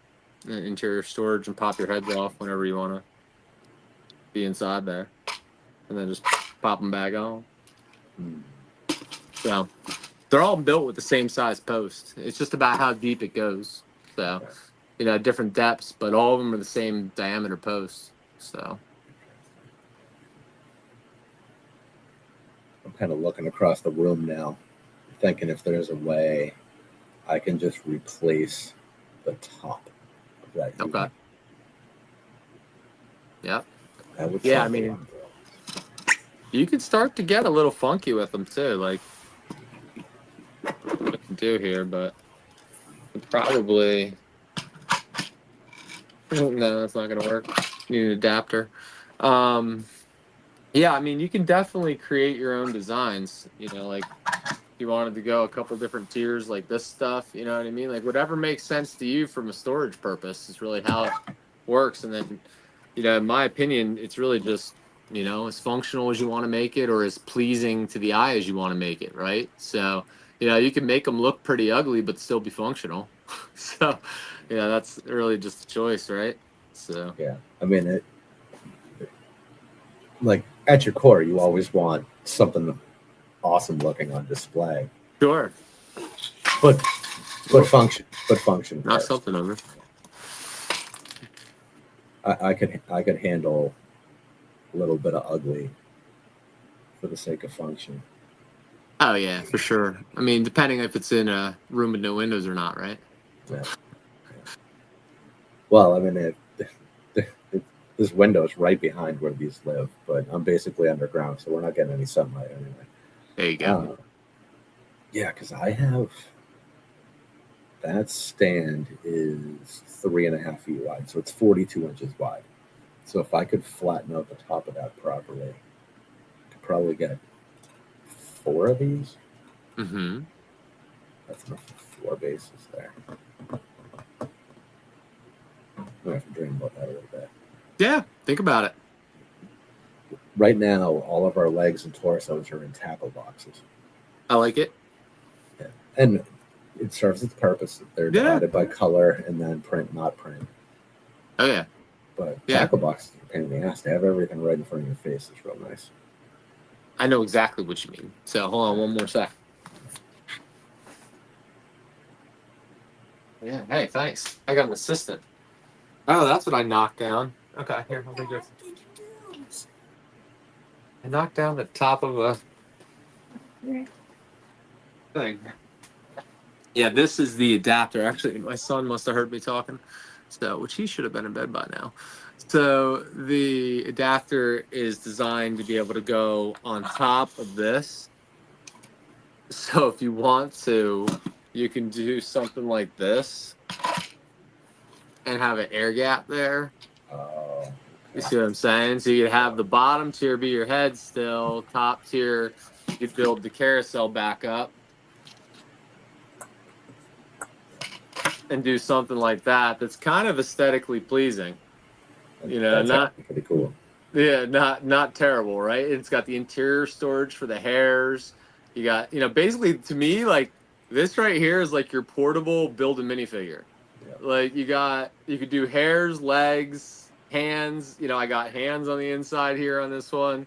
You got your accessories right here. Your swords, your life vests, all that stuff. And then you got, knocking stuff off. So you got your hairs and everything in this tier. So, it's really, to me, like you can carry this around to like a little community event or whatever it is, and kids could build minifigures off of this. You set it down on the table and you got everything you need to build minifigs. I love it. There it is. Wait a minute. Just kind of, I'm a little slow here. And if I'm wrong, this is going to feel really awkward. Is this your wife in chat? Where? Do you see chat? Yeah. User, whatever it is here. Nah, that's not gonna be my wife. Okay, because this question here, we need a collapsing room. Just the way that's worded. Yeah. Okay. No. It's entirely possible to be a friend of mine. I got a bunch of those. Okay. So, it's not me, I have a bunch of friends, but like I have some friends that could very easily be not his wife. All right. Oh God. All right. Well, I'm sorry out there. We've had some shit go down in chat. No. That would be fun though. My wife is too chill for that, so she's definitely doing something other than being on a chat right now. A buddy of ours, Kuhan Luke. I don't know if you've seen his channel. Great guy. He's getting married soon, and his fiance shows up in chat as the future Mrs. Kuhan. I love it. Yeah, I got a question for this person. Is this person's name begin with a J?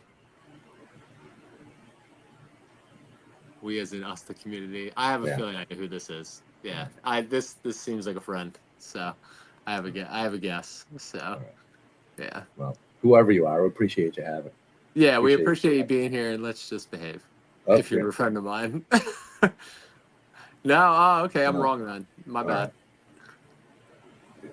Well, whoever you are, I will respect your anonymity. I think that's how you say that. Yeah. It's good to have you here with us. I definitely can't pronounce your username. I don't know. I'm not making any more assumptions at this point. You know what? That could just be code for something. Yeah, I'm not doing it. But like and subscribe while you're here. I appreciate that. Yeah. Yeah, where are we now? I'm the better of the two. I don't know. Yeah. I think we're gonna get distracted. Yeah. Yeah, where are we? 851 subs, which I'm pretty proud of. I mean, it's not a ton, but No, it's awesome. I mean, for a Lego channel that puts out virtually no recorded content, it's not terrible. And September 1st is our 100th episode. Okay, awesome. It's been a fun ride. Met some awesome people. You got to start, and you know, it's funny about social media. I was talking to a friend earlier that's a photographer about this, and you know, the advice I was giving to her was that, you know, everybody will tell you have to post every day on social media. You know, that's mostly the common knowledge that people will try to give you. And I'm a believer that that's a kind of a misdirection from the real thought, which is if you do something every day, you're going to get better at it. Like, you know, it's not the algorithm that's magically giving you the gates open because you've posted enough times. You know, it's just because you've gotten your skill set good enough that you've gotten better at it, that it's getting more play. Like, it just seems like if you iterate something enough, you're going to get improvement on it, or at least see what you're doing wrong, right? And if you choose not to improve, that's on you. But you know, my opinion is that that advice tends to fall a little bit, you know, off to the side of the real issue, which is just, you got to go to work. You know, you got to put in the work to do this stuff. You put in a lot of work to make 100 episodes, right? I mean, it's work, man. Like, you know, I'm a big believer in you're always sacrificing. You know, there's never a day in my life where something's not suffering, right? So whether it's my, you know, regular work, whether it's my, you know, outside of work, whether it's my, you know, hobbies, whether it's, you know, like, dude, I don't watch TV. I don't have time for TV. So like, I want to do too much. And, you know, it's a unique period of life, or a unique season of life for me, where I get to lose sleep for something I genuinely enjoy, instead of, you know, losing sleep over stress, anxiety, whatever it is.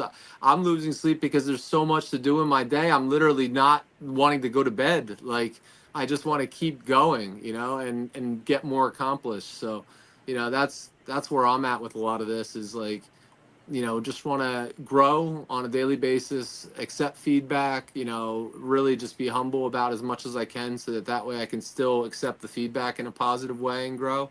Because man, perspective is everything. You know, I know that, and I've learned it very, very well. And you can be the smartest person in the world, the most intelligent that I've ever met, but you don't get wisdom until you get age. And if, you know, you spend a lot of time talking to people that have age, you can learn a lot of things, whether they're intelligent or not. So, you know, I'm on that journey of trying to grow with this stuff, and, you know, want to make as many ideas. You know, what I think is really cool about all this is there's a couple things that people have told me already through either Instagram or TikTok that I've incorporated. Like, you know, people were like, okay, you know, what about this or what about that? And I'm like, yeah, man, like, I'm in, you know, let's talk about it. Let's do it, you know. And my like goal would be, what can we make all together? And I know that sounds like corny, but like, I would love to hear what everybody wants, and let's just do it. You know what I Yeah. mean? Like I don't mind doing it. Like, let's go after the design, or the most effective thing we could possibly do and solve a problem with, right? You know, like, and it's cool if you could get all this input that, you know, is different walks of life, different people that have seen the problem a different way, and then all of a sudden you can create the real solution, you know, like a body, right? So It's when you get so close to a product, because like you're designing these things, your baby, you've had, you know, it's however many iterations of each. yep. You Too get many. Yeah, you get so close to it, you get tunnel vision. Yeah. And Phew. yeah, Yeah. sometimes like the most obvious solution you just can't see. Yep. And then somebody who has no idea what they're talking about comes in and says, you know, dumbass, there's something sticking out of one of those corners that you're Yes. missing. It's like, shut up, you don't know what you're talking. Oh, yeah, you're right. That happened. Yeah. That actually happened. So the guy that I thought, I'm not going to go back to this, but the guy that I thought might be in the chat was sitting with me one night, and we were playing with the 726, and it was in that design with the inner wall. It still had just the inner wall, or just the outer ring. It had the inner wall. I'm playing around with it, and he's going, you know, you're really just like wasting space. So then So then I was like, okay, what if I put just a ring inside the wall? Like, we'll just do a second ring, inside the wall. And he looks at me and he's like, then why are you going to keep the wall? And I was like, good point. Right? Like, that is like, it was so staring me right in the face, right? Like I didn't need the wall at that point if I'm putting figs inside it. So, and that's exactly what you're talking about. So I respect what you're saying greatly. Yeah, it's so hard. We've been building this app for, I don't know, what are we, 2 years maybe, something like Okay. that. And unfortunately, I'm terrible at promoting it because it feels like self-promotion Sure. because it's my baby. I'm But okay with that. but I need to learn to promote it because it's not self-promotion; it's a benefit to the community. Right? Yeah. And if you look in our Discord, it's like once every month or 6 weeks, it's like, hey guys, dump a bunch of suggestions in our suggestion box channel or DM me or whatever. What do you guys want to see coming up in the app? Okay. And then usually I'll do a giveaway or something, and I'll pull a name from a wheel and I'll give somebody a free gear, or a brickhead or something, just for making a suggestion. Sure. And then a week or two later, it's like, surprise guys, here's 5 new updates to the app. Like, From their suggestions. It is many of the suggestions that we can figure out how to do and make them happen. That's so cool. And Yeah. Sure, the origin of all of this was to build tools for me to make Lego investing easier. Yeah. But I'm not selfish, right? Right. And well, maybe a little, because Everybody I don't like. is. Yeah, but because I also don't like to pay for things. Yeah. So if I can have the tool I want Mm-hmm. and share it, and everybody else can put in a tiny little bit to help pay for it. Yeah. Cool. Yeah. Honestly, I would prefer for people to download these and do the paid downloads. So, it's not that I don't want to print them for people, and I'm very happy to, but I would much rather be using my printers for prototyping and, exploring and, pushing limits on other things. So, and I'm very happy to print them. I'm very happy to, send them out. But dude, I'd really love for just everybody to download it. Like, that'd be cool. That's all. Maybe it's a price thing. I don't know what the threshold is there. We've had a ton of downloads already, but it's one of those things. You understand how big the market is, and the world, because we're not talking about United States really in this, and I think that's what's opened my eyes the most on this. In this little 2-month journey that I've been on with these products is. The international community is much bigger than the United States. I think I need to realize that and be humble about it, right? We're not always the center of the universe. So the international community is very big, and they have great ideas too, and there's some real interesting opportunity with that. So. I don't know where all that leads for me, but I know that it's been exciting to talk to people from across the world. So, I think that's cool. Now, you said one of these, I forget which one, takes a whole spool to make. Yeah. What's the print time on? So that's about 24 hours. So that's the big new cake. So, yeah, that's this one. So technically, the 726 takes 2 spools.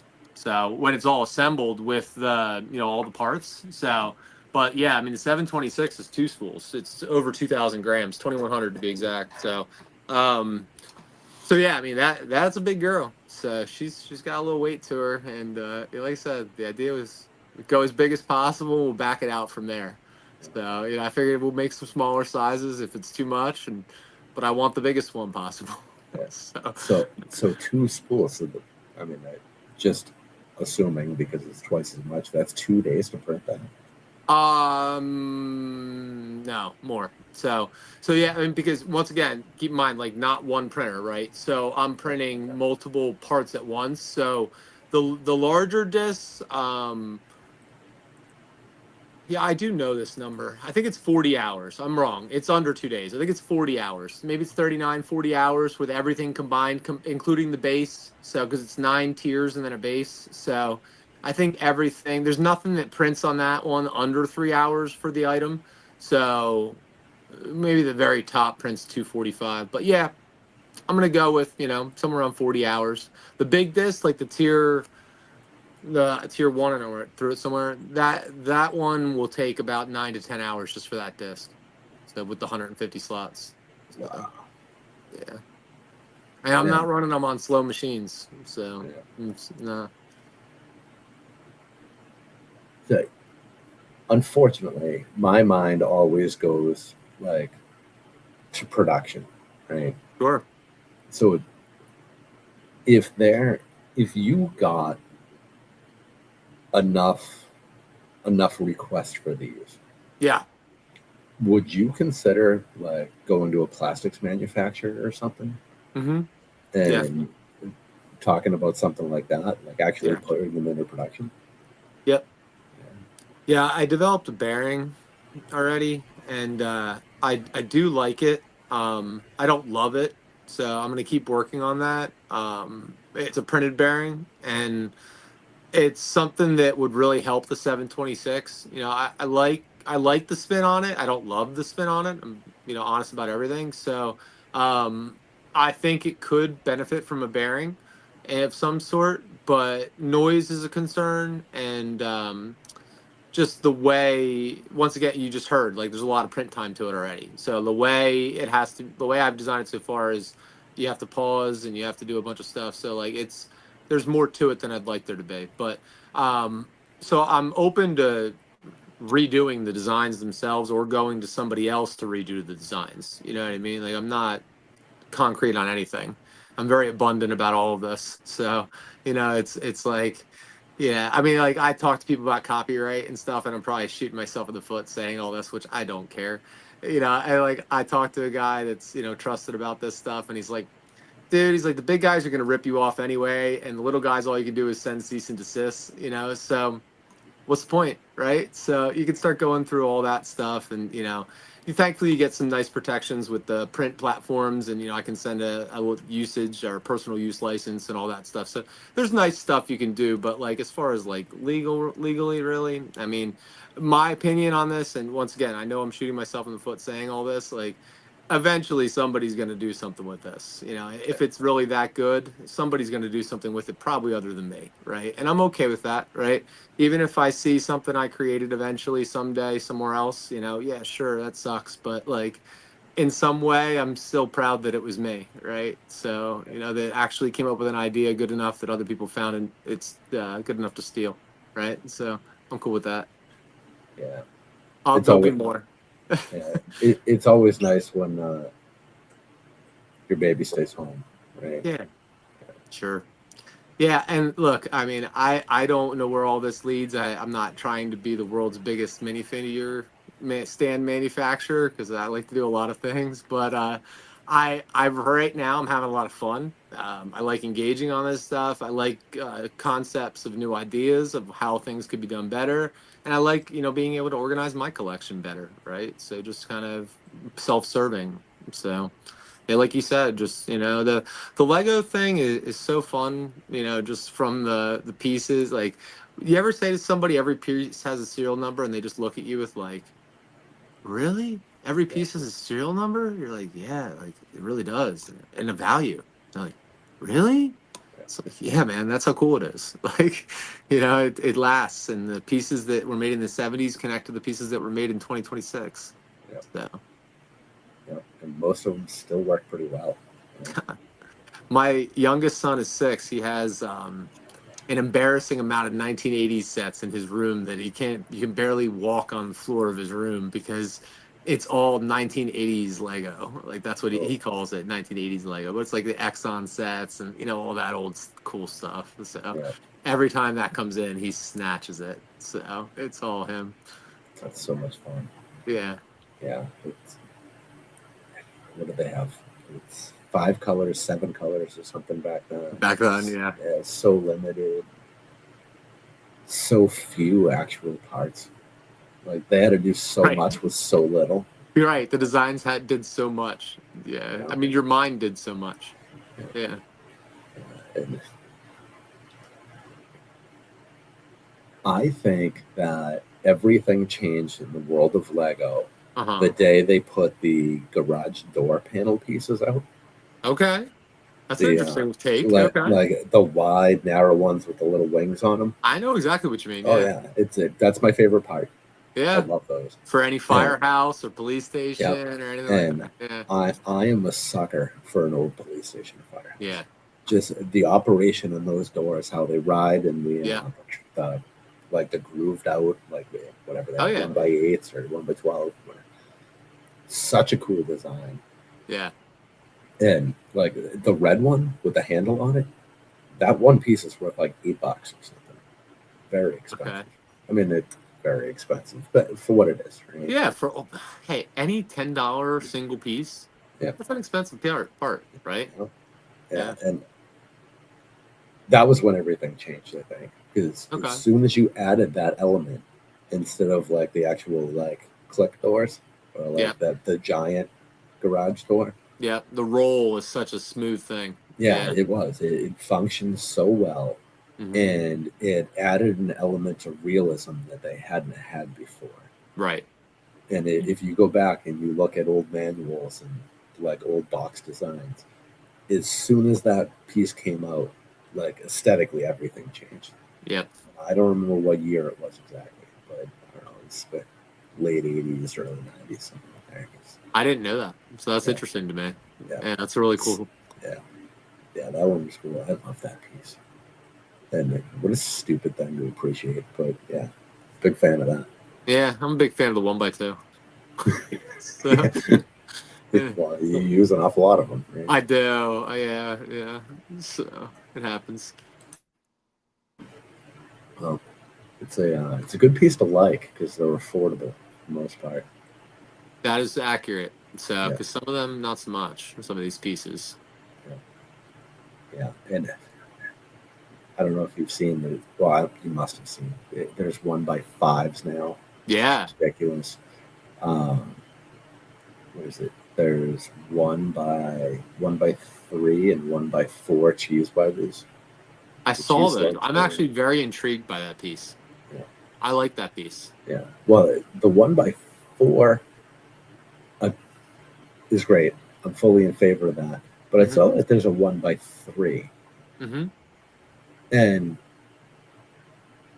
sure, okay, but I don't think you necessarily have to manufacture every size of everything.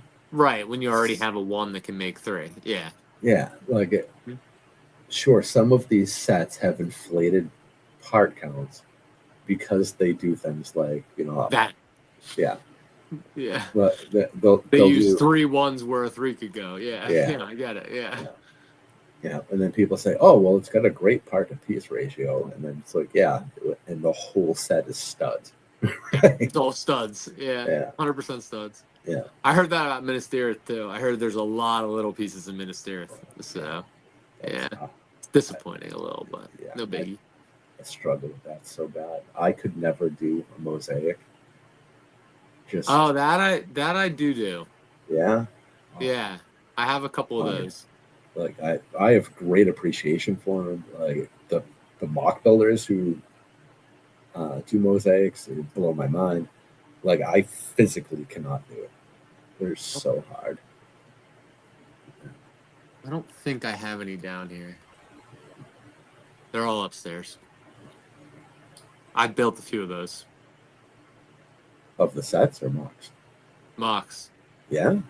Yeah. From scratch, or you use Studio for that? From scratch. Really? Yeah. Wow.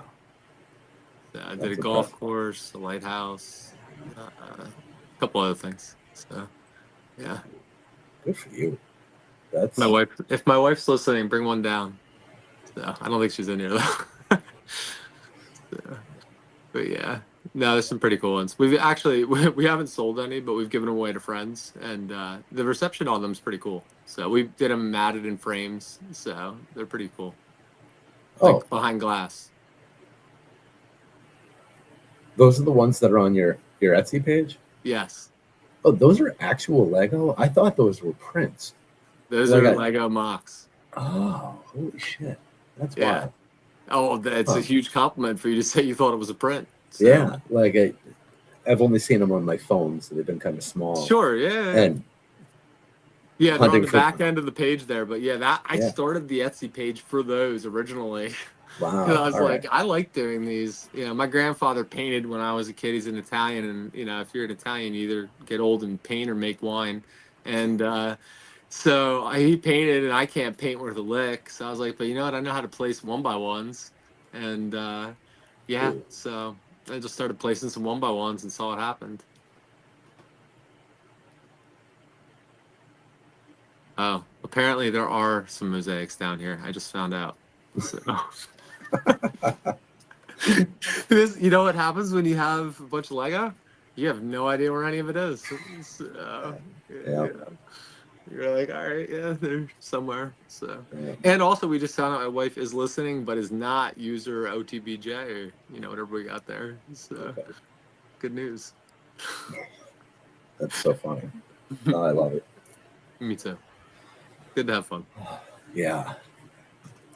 So, are you an engineer of some sort by trade? Do you have any kind of crossover from your No, 9 to 5 to this no. kind of stuff? No. Okay.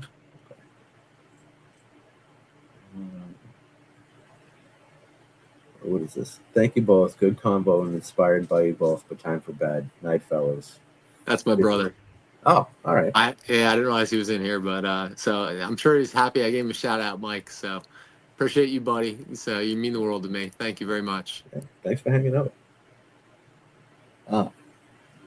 Okay, so day job and this stuff completely disconnected. Okay. No, he's all on. Yeah, we're good. So sorry, what'd you Day job has nothing to do say? No, I've with this been in kind the of stuff. insurance business for 20 years. So Insurance. Oh, okay, yeah, definitely yeah, disconnected. yeah, Wow. completely disconnected. So yeah, I mean it's a very good business. So I've been there 20 years, and obviously has allowed me to be able to be in the Lego collecting arena for quite a while. So and I truly, like I said, I just like to work. So I do that, and then I do this, and then I do more, and then I sleep for a little bit, and then I do more. So Wow, that's such. How do the people in the insurance world feel about Lego? Do you share that with them? wait, say that one more time. I missed that. Like, do you talk to people in your day job about your hobby? Yeah, yeah. Yeah. So they all know what I do. So yeah, they.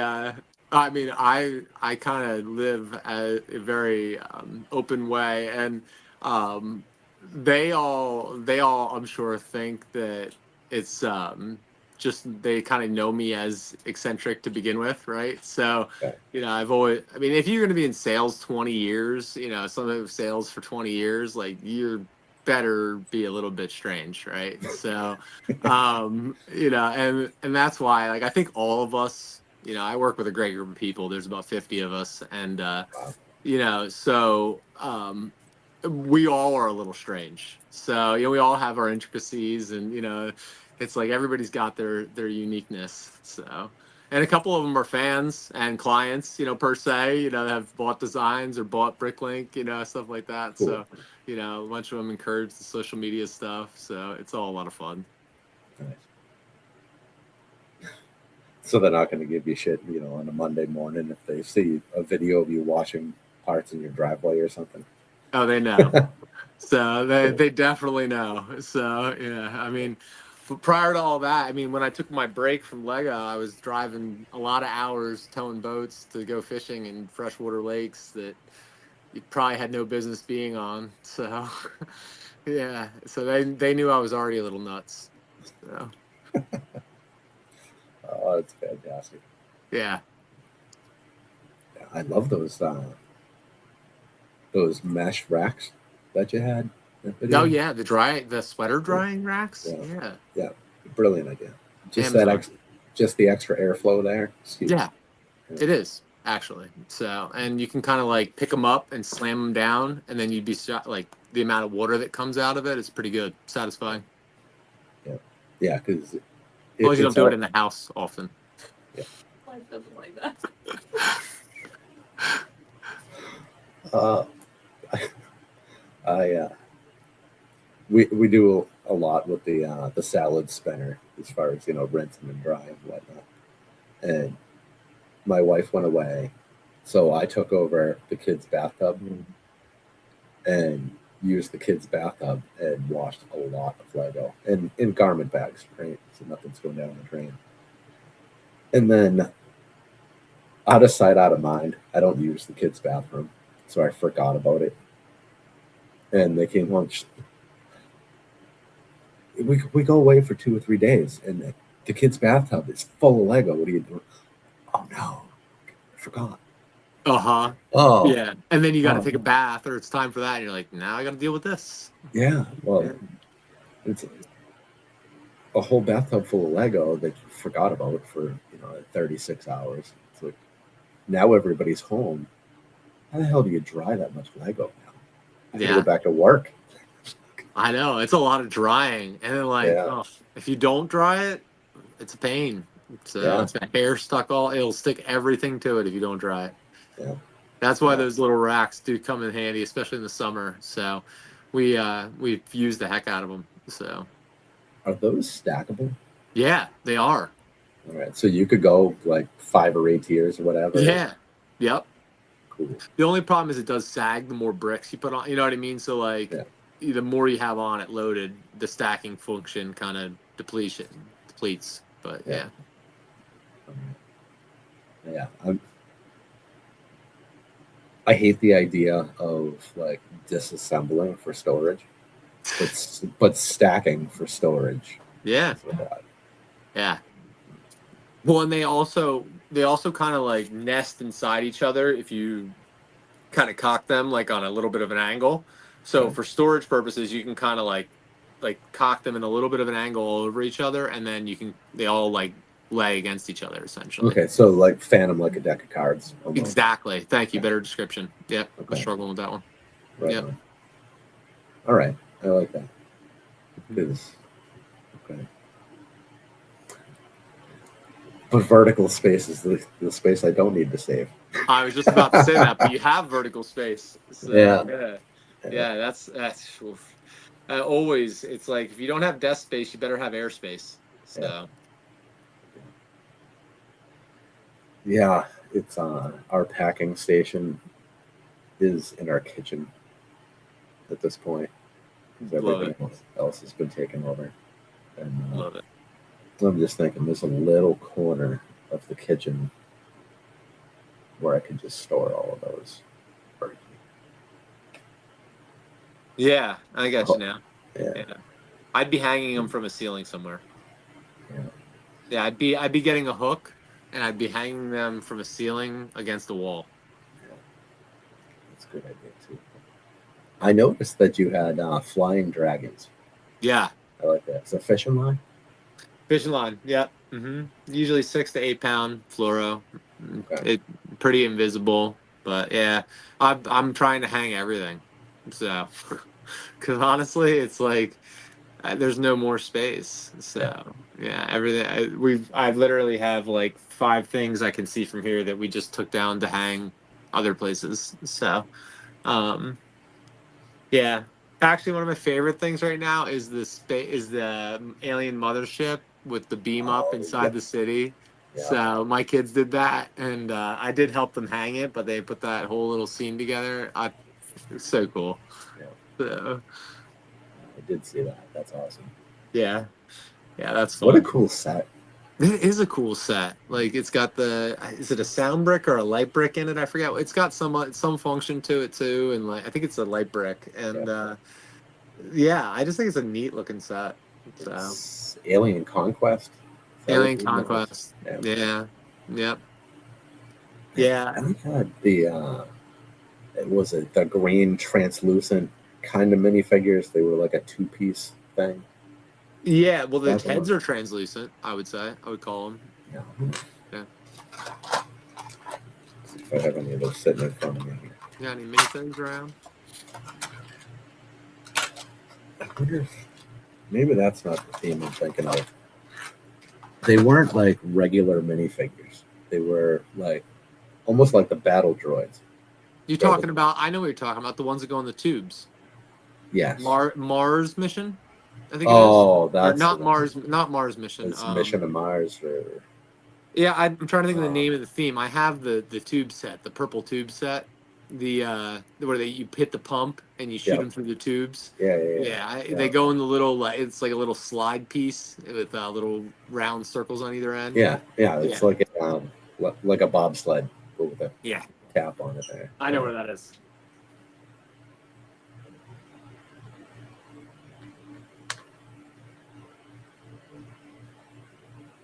What the hell were those things called? They were so cool. You talk about these things, right? These things look like battle droids. No, but I do love those. Is this? No. No. What? I thought we were talking about these, but I might be wrong. Are those the ones that live in that little tunnel? I'm pretty sure these are the ones that go through the tubes. I could be wrong. Oh, I'm pretty maybe. sure though. Yeah, maybe they Especially were. these purple ones. Was there like a competition to those? I don't know.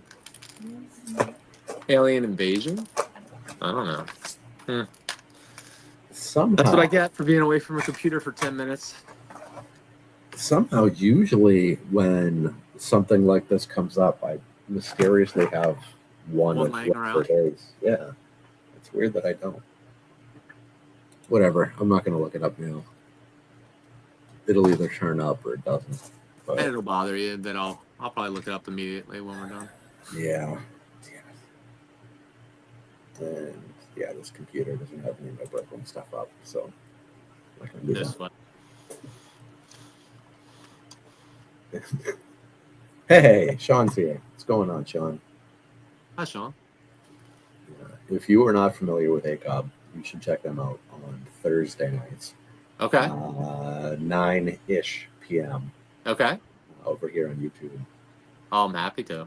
I Yeah, always got something in the background going, for sure. yeah, it's probably the most entertaining Lego-related show that you find on YouTube. Okay. It's put the kids to bed, but yeah. I'm hoping they already are, but at this point, all bets are off. So. Yeah, it's they're all good people, but it's not necessarily all family friendly. I'm definitely not family friendly. If we talk long enough, it'll come out.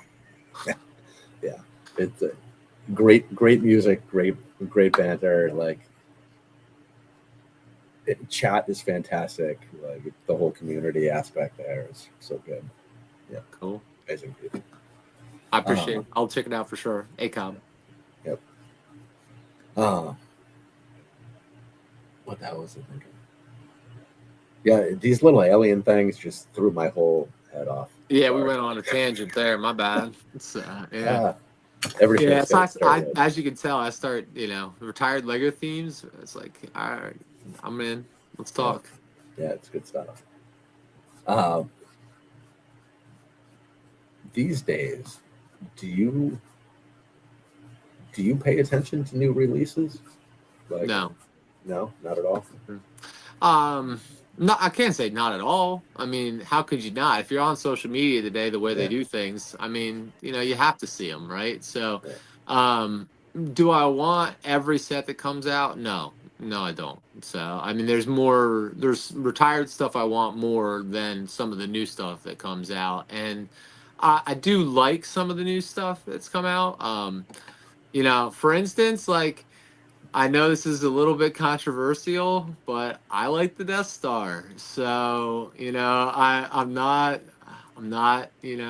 it was a cool build experience. I think it's a cool set. Like when I put it next to the original one, I'm surprised about like I have the OG Death Star over there and like I look at it and I'm like, this felt so big to me when I got this. Like so big, the original one. And now I look at the new one and I'm like, this was really a lot bigger. And I didn't feel that way till I saw it in store for the first time.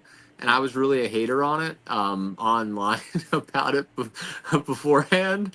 So now I feel really idiotic about that today because I do really like that set. So there are still like I bought that pretty early on in the release here, not too far out from its release. So like I wanted the gift with purchase, you know, all that. I hate that they had to complete it like that, but I get it. So, yeah, all that, right? So yeah, I think that answers your question, long-winded, and then I still like some of the new stuff, but man, I'm chasing some of that old stuff. You know how it goes, right? If I could spend $500 on bulk versus 500 in a Lego store on one set, I guarantee the value I'm bringing in house on that 500 in that bulk is going to be a heck of a lot more value than that set will bring to me at any point.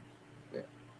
Yeah. Do you ever get afraid of like, oh man, I really want that, but I don't know if I want to pull the trigger on it now, and then you got to wait like 7 or 8 years, 10 years before you actually have a chance to find it in a bulk lot, or I don't. you don't care enough. No, it's not that. I think people are very interesting in what they do on Marketplace. I'm sure you've seen about what I'm about to talk about, right? But I've bought lots that are very new. Like I like feel like they're giving away someone's childhood. You know, like I mean, I'm Yeah. talking like 50% of it's still new in bag, and we're talking mostly all sets still in stores. You know, so like sometimes you run into lots like that, you know, like I got Mecha Team Leader like that, you know what I mean? Like, Wow. yeah, just one of 30 or 40 sets that were almost brand new in a $200 lot, you know, like, yeah, Wow. I know. So, and like he clearly just went in there and poached a couple figs here and there, like whatever, whoever had it, poached a couple figs here and there, didn't build the sets, ripped a couple bags open. That was it, man. So, you know, so I answer that question because that's my perspective on it is like sometimes it's coming to me even sooner. You know, the Eggman mech recently, you know, the Sonic Eggman mech, you know, I got that in a bulk last year and it was like a couple months old. You know, I was like, okay, you know, that's cool. And that I was probably the first person to sell that on Bricklink. I put that on Bricklink and it sold like instantly. So as far as a used set, you know, maybe some people sold new on there, but there was like no used listings. I think it was the only one at the time in the United States for that set, and it sold like instantly. So Man, it's crazy. yeah, Sometimes you ever make up stories in your head about how this stuff became possible? totally. Yeah, like Yeah, a every 17-year time. old kid, his first car broke down and he needs some money to get it fixed. And, McDonald's isn't going to pay for it. Yeah, found myself in a storage locker recently asking that question before I even left. Yeah. Yeah. So how did I end up here? So let's just put it this way: I wasn't the only buyer that arrived. Yeah. Yeah. How did I arrive here? And it shows up at the bottom of like your mental screen 3 days before, 3 days earlier. Yeah, but I should have worried a little more about this. There's signs. There's always signs, right? You know, there's always like every time something's a little weird, there's always a couple signs ahead of time. So Yeah. the normal deals are always normal. The Facebook deals that are weird, I always know ahead of time it's gonna get weird. Yeah, they turn next level weird. Sometimes, but I'm cool with that. It's the spice of life. Yeah, well, they make for some of the best stories, right? Yeah, absolutely. You come home and tell your kids, you're not going to believe this one. Wait till you hear. Yeah. Well, in the insurance business, I was going to people's houses, still do, you know, for many years, and I've seen it all. So there's not, I mean, everything from the hoarder houses that you've seen on TV shows to like, you know, I've just everything has happened, you know. Oh, the water houses. They kill me. Yeah. So I work in construction, so I've Yeah. seen my fair share of those. And Yeah. we're actually doing an insurance job for Nice. from a hoarder house coming up, and Yep. they had so much stuff in there that the mold and the sheetrock gets soft, and then things cave in. Yep. And the cave in actually like ruptured on 90 in the copper pipes, Mm. and it ended up flooding the house. So yeah. Question for you. Speaking of that, do you get water in your basement? Down here where I am, Yeah. no, Yeah. no, Okay. You're no, dry. yeah. So nothing I have to worry about that a little bit. We just had a bad storm, and I have 2 sump pumps going all the time, and I had a French drain back up, and we were like, so the only cool thing is the Lego floats, right? So if I ever have a really except for bad the flood, boats. yeah, it's all just gonna be like floating down here, like it's gonna be a huge project, right? So, but Yeah. I thought, I love that like every Lego boat set tells you right on the box that it doesn't float. yeah, yeah, Sorry, that's kids. they need to do better with that.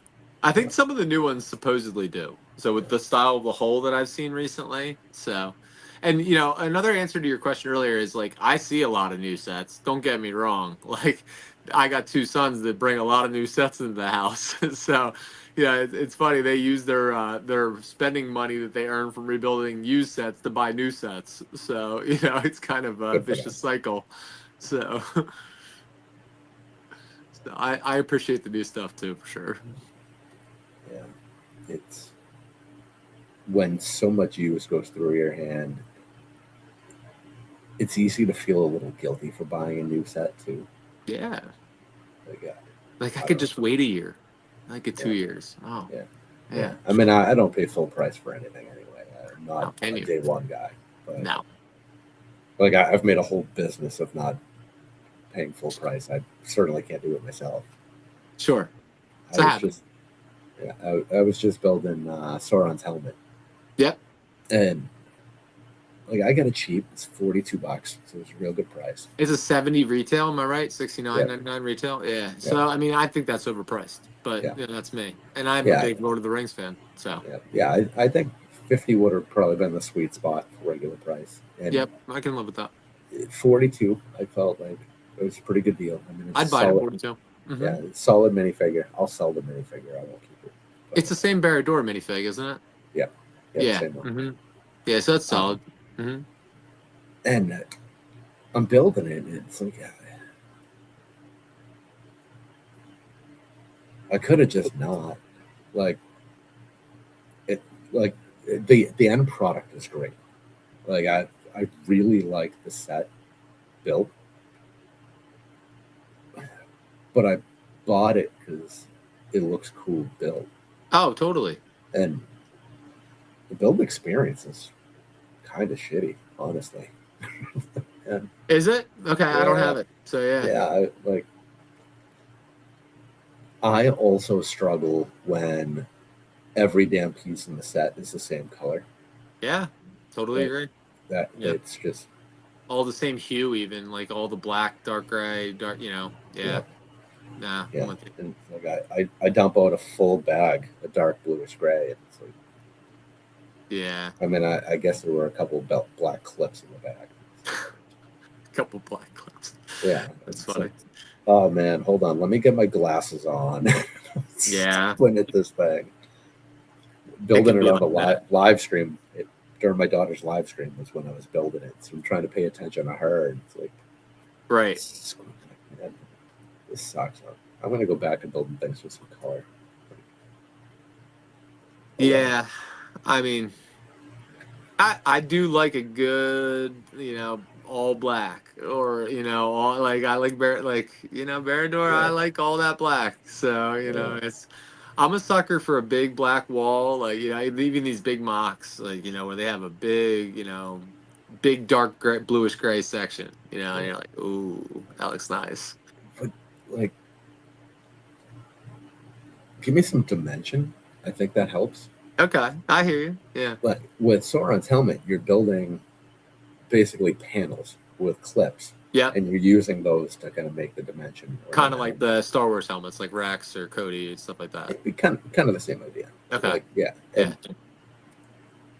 So you're building something very, very flat and all one color. Like that doesn't amuse me. Of course, in the process of bitching about this, the most recent set I bought was the Batman logo, which Okay. is all black, right? But there is some cool stuff going on Yeah. in there. Yeah, Yeah. there's so many little Easter eggs and things like that. That was cheap. That was 50% off. I think we got that. Where do you buy most of your new Lego? Walmart clearance. Yeah. Yeah, especially in July. 40% off. It wasn't 50. It's 40% off. Yeah, But you can hit some good ones. I'm still mad that the one copy of the Batwing I had, I sold. Ooh. Oh no, I didn't sell that. I gave that away. That's right. We gave that one away. Does that make it better? I mean, it went to somebody we knew. Oh, there so you go. I feel a little better about it. There was someone we really liked that won. So that was Oh, cool. good. But I wanted something Batman on the wall that was like fun and I appreciated. Yeah. This one takes up less space, so it's probably better. It was a lot cheaper. So that's Okay. good. So you do a giveaway? We do a lot of giveaways. Do you? Okay. Yeah. Okay, Yeah, cool. Yeah. We gave away the Black Pearl, the new one. We gave away the UCS Razor Crest. Wow. You mean that's 2 fire sets right off the bat that you just said. So yeah. That's cool. Yeah, it's And you get a good response to that? Yeah. I'm sorry I very haven't good. been here to know this till now, but yeah. Yeah. I mean, we don't promote nearly well enough either, but Sure. the responses have been pretty good, and it's hard to watch the analytics and properly attribute where all of your dollars are coming in. Right? Absolutely. And our understand funnel is so wide at the top. Good. It makes it very difficult. That's ideal though. Yeah, but I'm fairly confident that all of our giveaways have ended up being profitable long term. Cool. It's the lifetime value of our customer is like we're low ticket, but our average customer sticks with us for 9 months or something. Right. So it's not so bad. No, that's very good. So In this day and age where people are so quick to move. So yeah, we're also low ticket enough that people tend to forget that we're a subscription. how about that? Yeah, so that's It's like a that's gym gonna membership. impact. Yeah. I understand. I don't understand the gym membership though, because like I get so many emails from the gym. Like I don't know how I could ever forget the membership. Yeah. Like, I think willful bliss, ignorance and bliss. So it's like, well, if I remember, I got to keep it, so I might go. So I get it. I'm also a sucker for a good marketing email. Okay. I love them, even if I never have any intent to buy. Like I love to see how A catchy marketing email. Yeah, like Okay. I love to see how each brand approaches their customer. Yeah. Because you have the good ones that treat it like the hero's journey, where they are the guide and you are the hero, and they want to walk you through your adventure. And then you have the ones that are trying to sell you a lifestyle, like, oh, you're going to be like the it girl or whatever the term is. Right. Yeah, I know what you mean. Yeah. And then there's the ones that basically come right out and say, well, you are fucking poor and you're going to stay poor forever unless you buy whatever it is, or, buy this. You gotta invest in this crypto. Yeah. And they're just so blunt, they're almost cruel. And it's like, I like it though.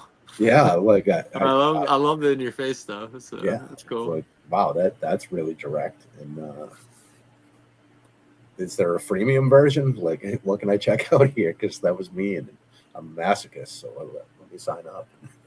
I get it. Yeah, I love that stuff. And like, how can I learn from these things, and then Right. What do you Well, glean whatever. from it? Yeah. And there's I'm never going to be mean in an email, but Yeah.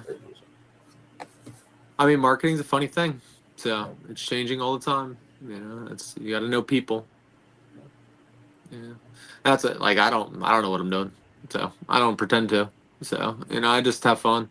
You know, and really, I think if you're authentic about what you're doing, I think that comes through. And you know, I have fun with it. I'm authentic about it, and you know, really, I'm talking about social media right at the second, but you know, I think that you just can't take it all too seriously and make it your be all. So that's some people might do that, and that's a danger. So Well, and there is so much extra value and authenticity now because this whole like world of AI and whatever. yeah, man. Like, I think all of us, like in the last 48 hours, whether we know it or not, well, I guess that's almost going to be contradictory here, but we've all been fooled by AI in some kind of way and not known it. Man, Like, I had an email earlier where I was like, "Damn, I'm good at this, but this is a good email." I was like, you know, I was like, ooh, I mean, is this me? This might be me. No, I don't know. So yeah, I know exactly what you mean. yeah, So they're tricky for sure. yeah. And So I it blows my mind how good these things are, and the I'm music, oh yeah, yeah, like, you're just like, what? yeah. Our intro was obviously AI. I certainly didn't write any of that. I That was mean, really good, by the way. I was vibing to that. That was thank nice. you. I like Yeah, that. I mean, So, I worked with the AI, and we went through all of that. And mm-hmm. Derek, who's on our team, is fantastic. He put the video together. Yep. I think we're 12 guests behind at this point. Okay. So we're due for an update. We clearly can't make it any longer because it would be crazy. So we're gonna have to redesign it some kind of way. But that's cool, and AI will help with the next iteration of it. Sure. Like, Yeah. and That's where like you don't need to be an engineer. Like you asked me earlier, like, do you have an engineering background? No, man, but I know how to answer questions and ask questions, and you know, I know how to attack a problem. So, and that's where like a curious mind today can really flourish in this environment where all the access to information is really at your fingertips. And yeah, you know, I've been very early to adopt some of that stuff, and it's helped me, you know, be able to learn a lot of things that, like, I mean, just screenshotting and asking questions like, hey, this doesn't work, this, you know, I can't draw this, I can't do that, you know, like what, just to be able to do stuff like that today, you have no idea how much of an advantage that gives you in this world. Like, you know, for kids, like it just to be able to get that info. I mean, imagine if you wanted to learn to be a carpenter in 1910, you know, and you had to walk to the next town to be a carpenter. You know what I'm saying? Like, yeah, to now today, you can just jump on your phone and it's like, well, you know, if you want to learn carpentry, which version of it would you like and what language? You know, like, is there ever been a better time to want to grow? I mean, yeah, I don't think so. So, yeah. I mean, if you're a visual learner, damn near everything you could ever want is on YouTube. right. It's just That's what I right there. mean. I mean, how much am I on YouTube? All time. So, you know, it's funny. It's still the thing you're using. Like I know you've probably been saying. I mean, how many years have you been feeling that way? You know what I mean? Like we're going a decade plus now. It's like if I want to learn something, I go to YouTube. Like it's crazy. Yeah, talking to the wife about it the other day. Last year's YouTube Wrapped or whatever they called it, like the yearly summary. I had like 78 days of podcast listen time just Okay, on YouTube. that's a lot. That's a lot. I That's a mean, lot. But you're I perfecting your craft. yeah. Well, and I also like in the day job. I basically work alone, so Mm-hmm. I have the headset on all Ah, I day. got you. So Yep. 8 hours a day, it's basically podcast. I'll sprinkle in some music, but I get less distracted by podcasts than I do with music. Yeah. Because music comes on, I'm singing along, I'm rocking out like an idiot. With a podcast, I can sing mellow and I can kind of like half be in, half be out of a conversation. Yeah, it's like talking to a buddy while you're working. Yep. Yeah, Yep. just listen to a conversation between two people while you're working. Yeah, Yeah. or three or four. Yeah. Yeah. Yeah. Yeah. It's especially good on the days where, you know, I get the big window. I'll from the building department. I'll be there between 8 and noon. Yeah. Yeah, I hear you. The job's at a standstill until I get the inspection, so I'm just sitting and waiting for 3 or 4 hours. Yep. Thank God I know for what you mean. podcasts. Yeah. Thank God for podcasts. First one I ever found was many years ago, and I was driving to Maine by myself, and I was towing a boat, and I left, I don't know, 10 o'clock at night to drive there, and I had to drive through New York City and over the bridges and everything with a boat, so I did all this with I found the podcast app on my phone at that moment, the little icon right on an iPhone, and I remember jumping into a fishing podcast at that time, and I listened to that podcast for 10 hours till I got to Maine and never shut it off. I was just blown away that was what I could do, because it just took my mind off what I was doing so much more than music. So it's very mind changing or mind altering. Yeah. I don't know if you're familiar with Gary Vee. Yeah, from there. Yeah. Mm-hmm. So he said for ages that if there's something you know a lot about, don't worry if you know anybody else who cares about that subject.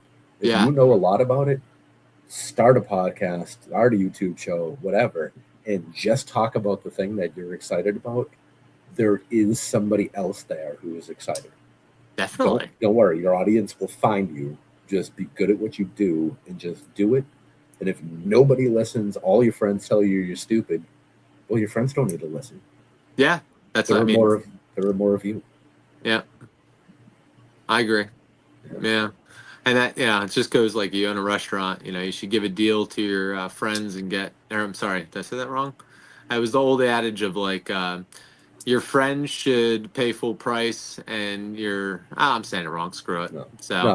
I get what you're saying. If your friends are really going to support you, they should pay the full price. Right. Yeah. And then no, because the enemy shouldn't get the discount. Oh, you should get the discount from your. That's what it was. When you go to the restaurant, you should pay full price, and you should get a discount from your enemies.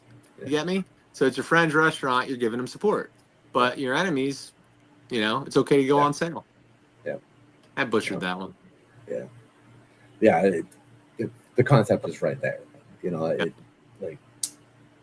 You always want to help out your friends, but they should be fully supporting you, right? Yeah. Well, and totally. And it should go both ways. I mean, if they have their own baby, that whatever, take care of your friends, help them out. Buy that first meal at their restaurant. For that first Lego set. Yeah. Make sure they get started in the right direction. Yeah. Yeah. Right on. Because especially if it's a brand new business. Yeah. For sure. Starting a business is impossible. It sucks. I'm double self-employed. Right? Yeah. And it's I'm quadruple. Quadruple. Yeah. Man, it's terrible. Yeah. It's that's all I know. Yeah. That's all I know. Registering a business sucks. Doing taxes sucks. Yeah. Issuing 1099s and all of the things. It's all terrible. And it's all so worth it. What age did you start at?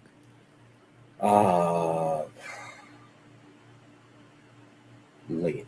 36. Okay. Yeah. You did start late. Okay. Yeah. That's cool. Yeah.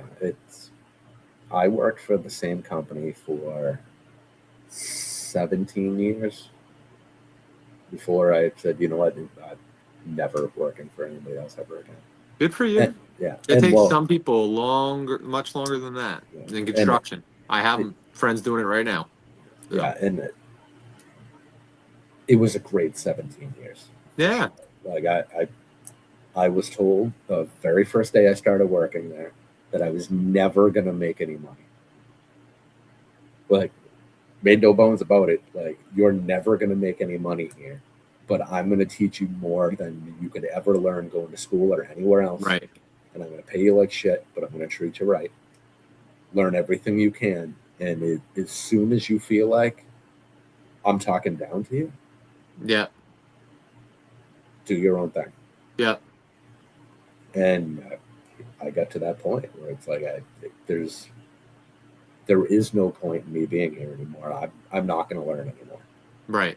And it's time to start a family, do all the things.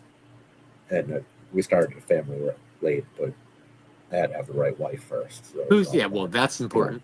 Yeah. But late is just perspective. Yeah, and yeah, it's, we had our second kid at 41, so it was a little late. No big.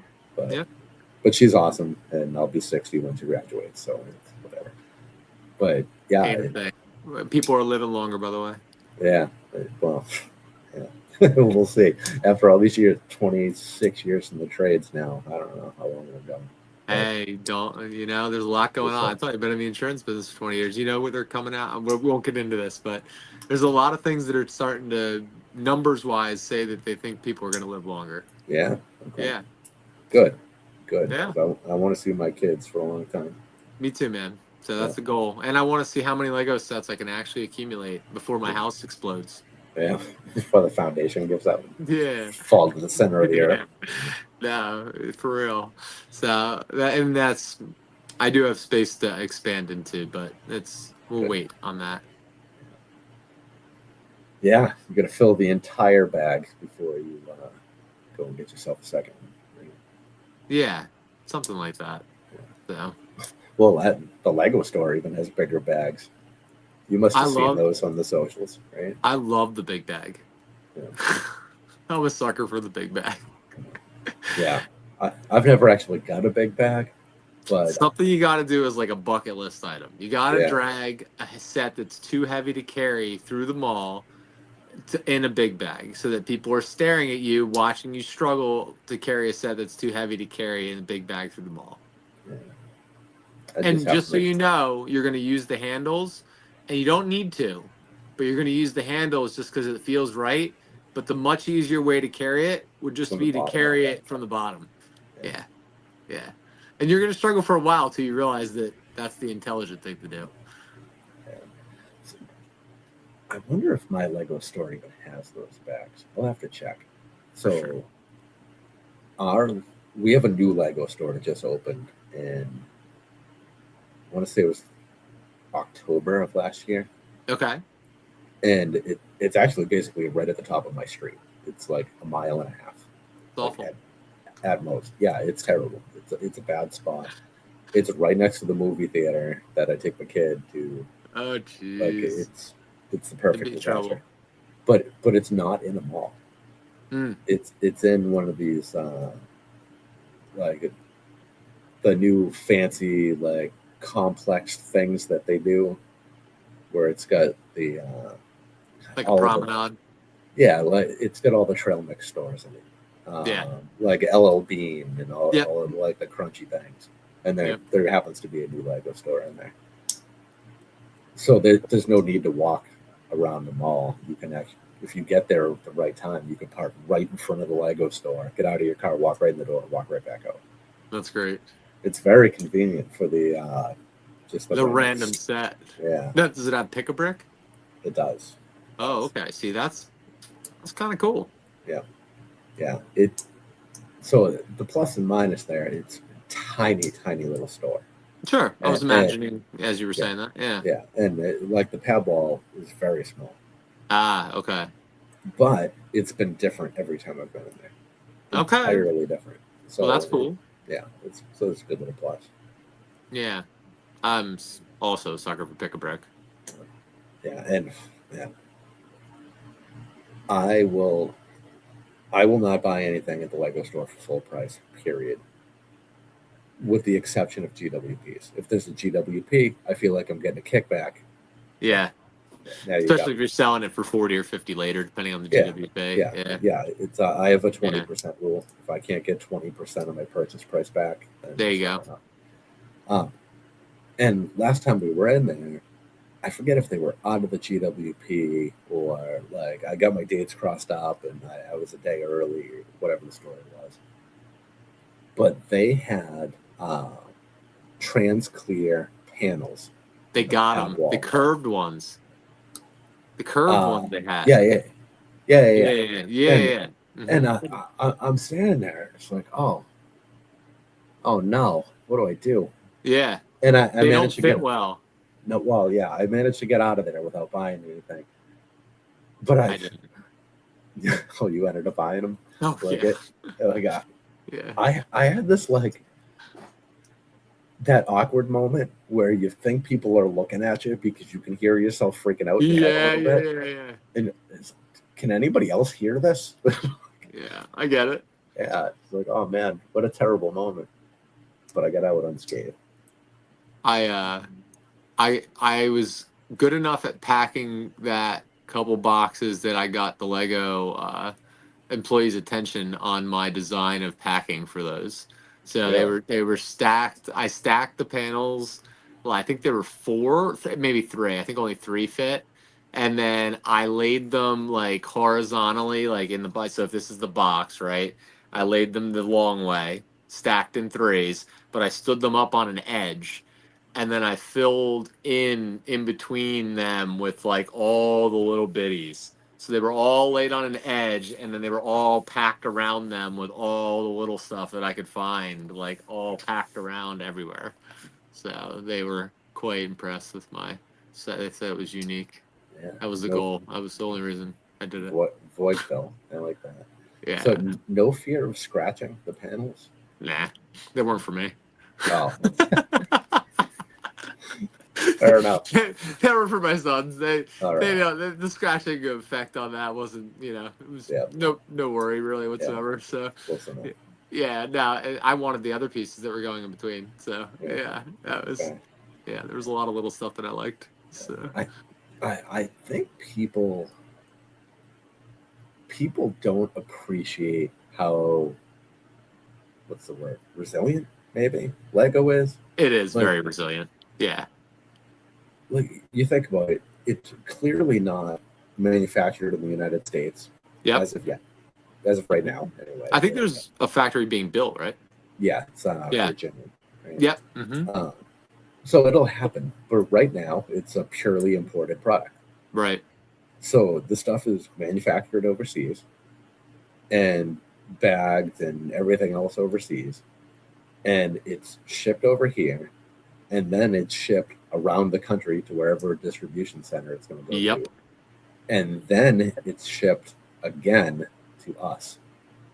Loosely, might I add. Yeah. Yeah. So those parts have been in bags, loose, sliding all around a box Mm-hmm. for sometimes years. Like at Amazon, Mhm. things Yeah. get Oh, bounced around for fulfillment centers all over the place. And still, after all of that, you open the bag, and those parts are still pretty crispy in there. Mm-hmm. I know. Yep. I bought a lot recently from a thrift store that had like this online sale, and it was 100 or maybe it was 120 sealed bags, and you didn't know what the sets they were from. Yeah, Oh, it was awesome. just all sealed bags, So I was like, $80, 120 sealed bags. How the heck do I go wrong with that, right? Yep. So, because how many sealed? I was like, well, Berador had like 50, so I was like, 120 for $80. That seems like a steal, Yep. So it was. So it was sweet, but they all. What was cool was like you're saying, and what reminded me of it. Some of them were older sets, but all the bricks were just like they were brand new. Didn't matter. And if you, what was his name? Sam Builds. I think Sam it's Build. Yeah, I think that's his handle on Okay. TikTok. I got two to remember here. Yeah. Yeah, Sam Sixuri, Mm-hmm. I think is his name. He's a master builder. Okay. He worked on the Lego Mars rover project. I know who this is. I follow him. Yep. Yeah. Mhm. So he built Recognize his the name. large scale Mhm. one. Yeah. Whatever. Mm-hmm. He did a lot of, I don't know, TikToks or whatever they're called, of how do I identify Lego sets from just like a couple pieces. Yep. That practice is great for identifying orphan bags, like the one-off bags there, so you can figure out what set they come from. I want to know this. This is so important to me.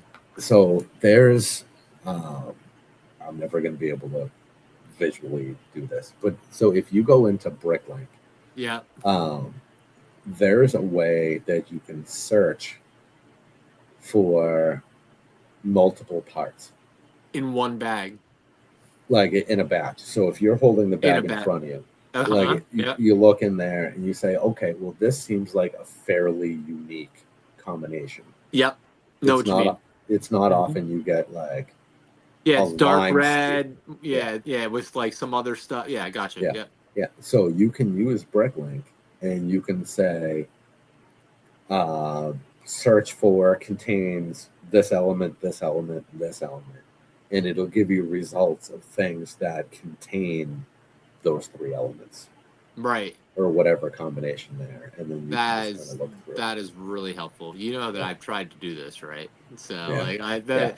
I obviously everybody that's tried this knows that like you go through the serial numbers in the bags and the UP, the Yeah. scanning of the UPC symbol and like all that. And Yeah. you're like, no. So I'm going to get this wrong, but it's going to be close enough, right? Yeah. If you look at the bag, Yeah. you got what is obviously the bag number, bag 6, Yeah. backpack, whatever. Yeah. The other number is a combination of things. It came off like factory line 3 from factory 72 in 2026, and then the country code. So that's why you can't reverse image that. Yeah. Because it's not a serial number. It's actually multiple different things. Yeah, it's multiple different things. Unique, that makes sense. Like super unique. Right. So yeah, it came from the Belgian factory, the third conveyor on June 17th of 2020. Super unique. Yeah, I didn't realize that. Yeah. Wow. Okay. Yeah. That is a really good tip. Thank you. Yeah. I hope Yeah. me and other people will learn that. So that is a good one because Yeah. I get a lot of bags. I don't know if you do, but I get a lot of new in bag.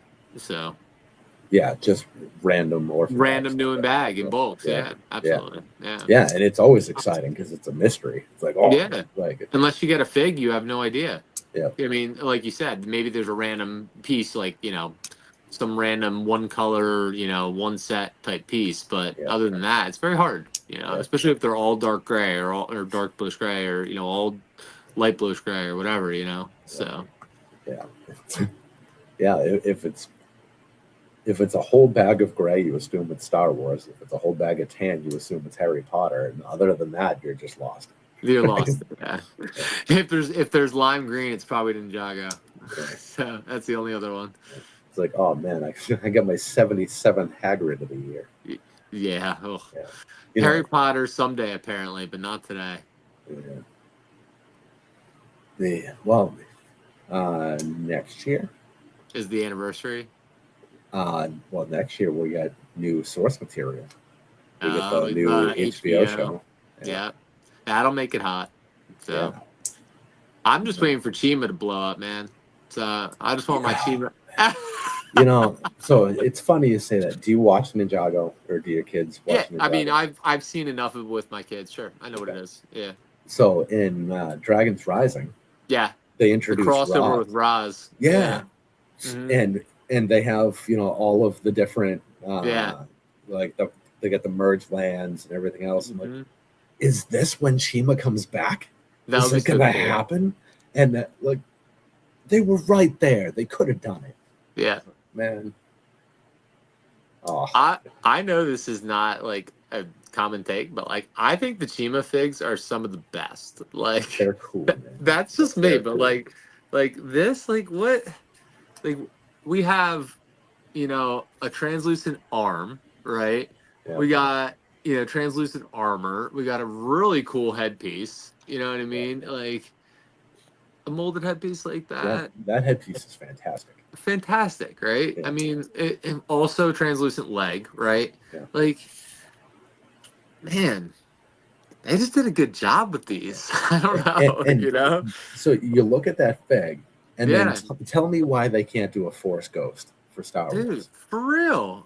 I mean, there's so many good ones. I mean, it's just, it blows my mind. They did so many, It's in the Chima line, there's a lot of good stuff, and yet there's some stuff really missing in other lines. So I totally agree with you. Yeah. Yeah. I don't If they just did a Force Ghost in that whole trans blue, that would be awesome. Yep. Yeah. Yeah, I mean, this it- got, they got printing even on the trans blue. I don't know. It's hard to get to. There's printing Yeah. on the trans blue. Like, it's not, it's just, they did a really good job with these. Yeah, and they were very elaborate figures. For such a cheap line. Yeah. Well, and Yeah. that's why I love Ninjago and why Yeah. I thought Monkey Kid was so cool. Monkey Kid is cool. Yeah. Yeah. Actually, Yeah. talking of other figures that I don't sleep on is Monkey Kid. So I like them too. I'm still hoping that comes back somehow. I love the show. I thought the show was great. The sets were cool. The sets are really cool. Yeah. The barge, the like blue and yellow barge with the containers on it. Yeah. That set also super cool. It's high class Ninjago. Yeah, You know, I can see that. and I love the color scheme and all of that. Yeah. I don't know. It's weird to me that people hate on gold. When gold is used well, it's so good. Yeah. And with like I don't know, Sand the green. more like the more Asian themes, like the gold just fits really well. You put it Yeah. next to sand green, and I'm done. Gold and sand green, that's all it takes for me. Those two mix together so well. I don't think I've ever seen anything sand period that I didn't like. True. Sand red is awesome. Yeah. Really good. Do you have bags of just sand? Like, do you have sand red, sand green, sand blue? No, unfortunately not bags of it because it's expensive. Oh, come on. Yeah. Not Yeah. bags, but let's say bag. Do you have a bag of sand blue, a bag of sand red? Putting on the side just in case, I probably have. I know we get a lot of sand green in the house. For sure. Yeah, for sure. Mm-hmm. We get a little bit of sand red. I'm not sure exactly how much. I don't think we really have much listed. I think we have more unlisted than listed. Okay. Will you go after the vintage stuff on Marketplace? On Marketplace, I will definitely pay attention. Yeah. So like, if you see it, like, you know what I'm talking about. Like, it's not of the 2000s and up right away. And sometimes those are junk, right? But like, sometimes those have some pretty cool stuff, like the sand red pieces, all that stuff that's discontinued. So yeah. Yeah, I mean, one thing I know for sure is if I see a lot that has, the neon trans pieces in it, I'm paying real close attention. Yeah, absolutely. Yeah, the Yeah. Blacktron. Yeah. Oh yeah, yeah, and then like that stuff's not super expensive, but it sells pricey. Yeah, and it's good enough for sure. But for that stuff, I'm more about like time to sale. Yeah. And Coming back to you. Mhm. Yeah, it's so good for cash flow. Stuff sells so fast. Yes. Yeah. But I can't let it leave. Yeah, it's hard. Yeah. I was just looking around. I have a pile of that stuff, literally laying around right now somewhere of like the Blacktron, like the big like neon green, like talking like the dome and like the big logo thing. You know what I'm talking about, right? Yeah. Yeah. So always having a hard time parting with that stuff. Yeah, some of it's hard. I like to usually have a couple of the sets that I know I'm gonna sell stay assembled for a little bit. I'll display them for a little bit so I can, feel like I'm renting them for myself. And Yeah, then I'll break them Blockbuster. down. Yeah. Yeah. I had a couple of the, what are they called? Pharaoh's Quest sets. Yeah, Pharaoh Quest. Mm-hmm. Built and displayed. I love those. The Sphinx was really cool. Awesome. Mm-hmm. Yeah, and I don't know. I do miss those. I'll look at one think what.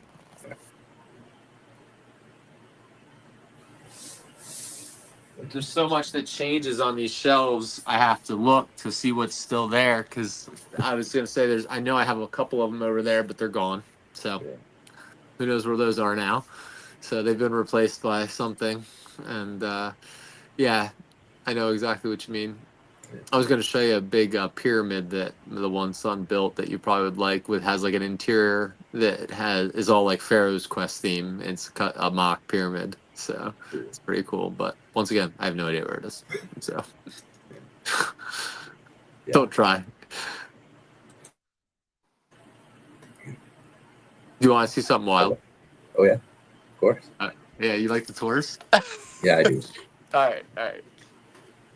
So this is now I somehow got the comments up, but maybe I can try to get this down to try to flip my thing again. I don't know. You want me to move the comments? No. I'll just flip the.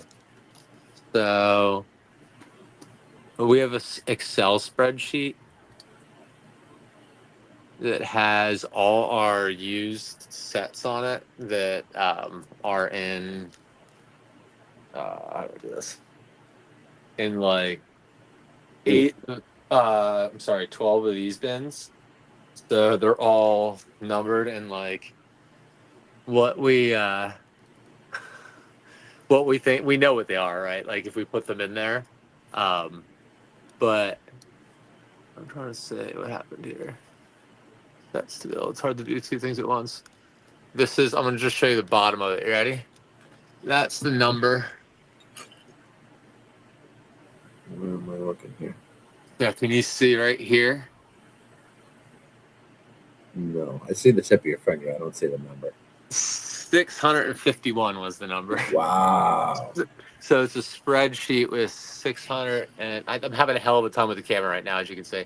Yeah. So 651 sets that we have that we're trying to get back together right now. So, and then it's sorted for like we have the instructions, we have the box, like stuff like that. So, so but I told you we like to rebuild sets. Usually Yeah. we wait till like 2-3 copies come in, and then we'll rebuild it so that way it's easier and not grabbing as much parts. So, but I think that's nuts. Like that to me is like wild. crazy. I don't know.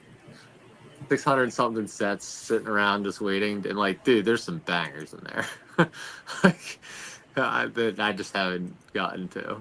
So I know people talk about like their backlog of like new in box Lego sets, but bro, I got way more time.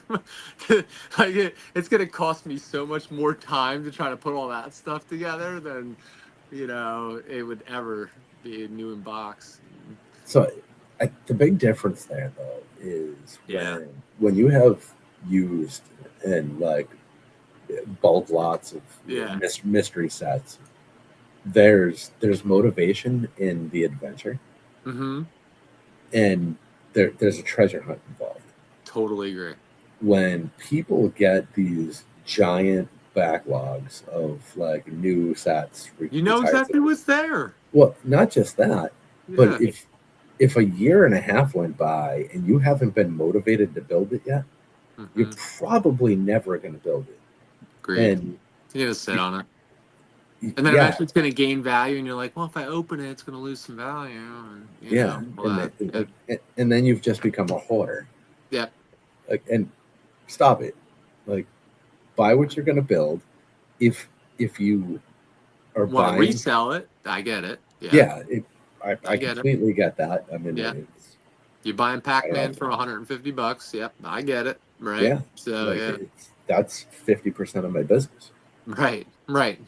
But I know prior to buying it that I'm buying it for investment purposes. Yeah. It's not just because I never got around to it or I lost interest.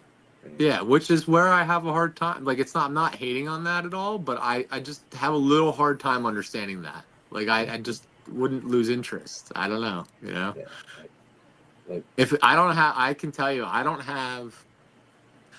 I have a single new in box Lego set waiting for me right now. Not wow. one. I am not. I have a ton of new Lego boxes, right? They're new in box Lego sets, but they all serve different purposes. Either for sale later, something I'm saving, but I don't think there's a single thing I have on hand right now to build. Wow. So yeah, If I want it, I'm gonna build that sucker like the day or two that I get it. You know, like it's either that or I'm building used. Like I don't mind building used, so you know. Building used, I actually miss a little bit. I haven't done it in a while. It's fun. It's not worth it monetarily, but you know that's a different story. So Yeah. If I could make content out of that, yeah, for real. Yeah, it might be better. yeah. If you could monetize that somehow, it'd be fun. But you know, it is super tedious. I mean, nobody wants to watch you dig through a bin of light bluish gray for 30 minutes looking for one piece. Like, I don't want to do it. I don't want to watch myself do that. So you know, I'm with you. So yeah, that's where the Bricklink store comes in. Like I think about like what's it, BBB Brick Store or whatever it is, the one you see that's got the crazy prices, but it has every piece. Like you think like, dude, if that's that guy, like how easy would it be to rebuild sets for him? You know, or guy or girl, whatever, right? So, you know, that'd be pretty easy. Yeah, oh my God, the prices on some of those guys. What do you think about that? I'm all for it. Yeah, I don't mind it, but I guess like I understand that if I was the guy that didn't want to sell it because I'm only willing to move when they're paying me enough to move. Does that make sense? Like, I get that, right? You know, because, you know, if you're just trying to establish a business, you got to sell at market price or below. But if you're already established and you have all the everything and everybody, you know, the problem with Bricklink is you can't get it all in one place every single time. Like, it's almost impossible to get everything you want in one place. So, if you have it all in one place, I guess kudos to you for being able to charge what you want for when people do actually buy.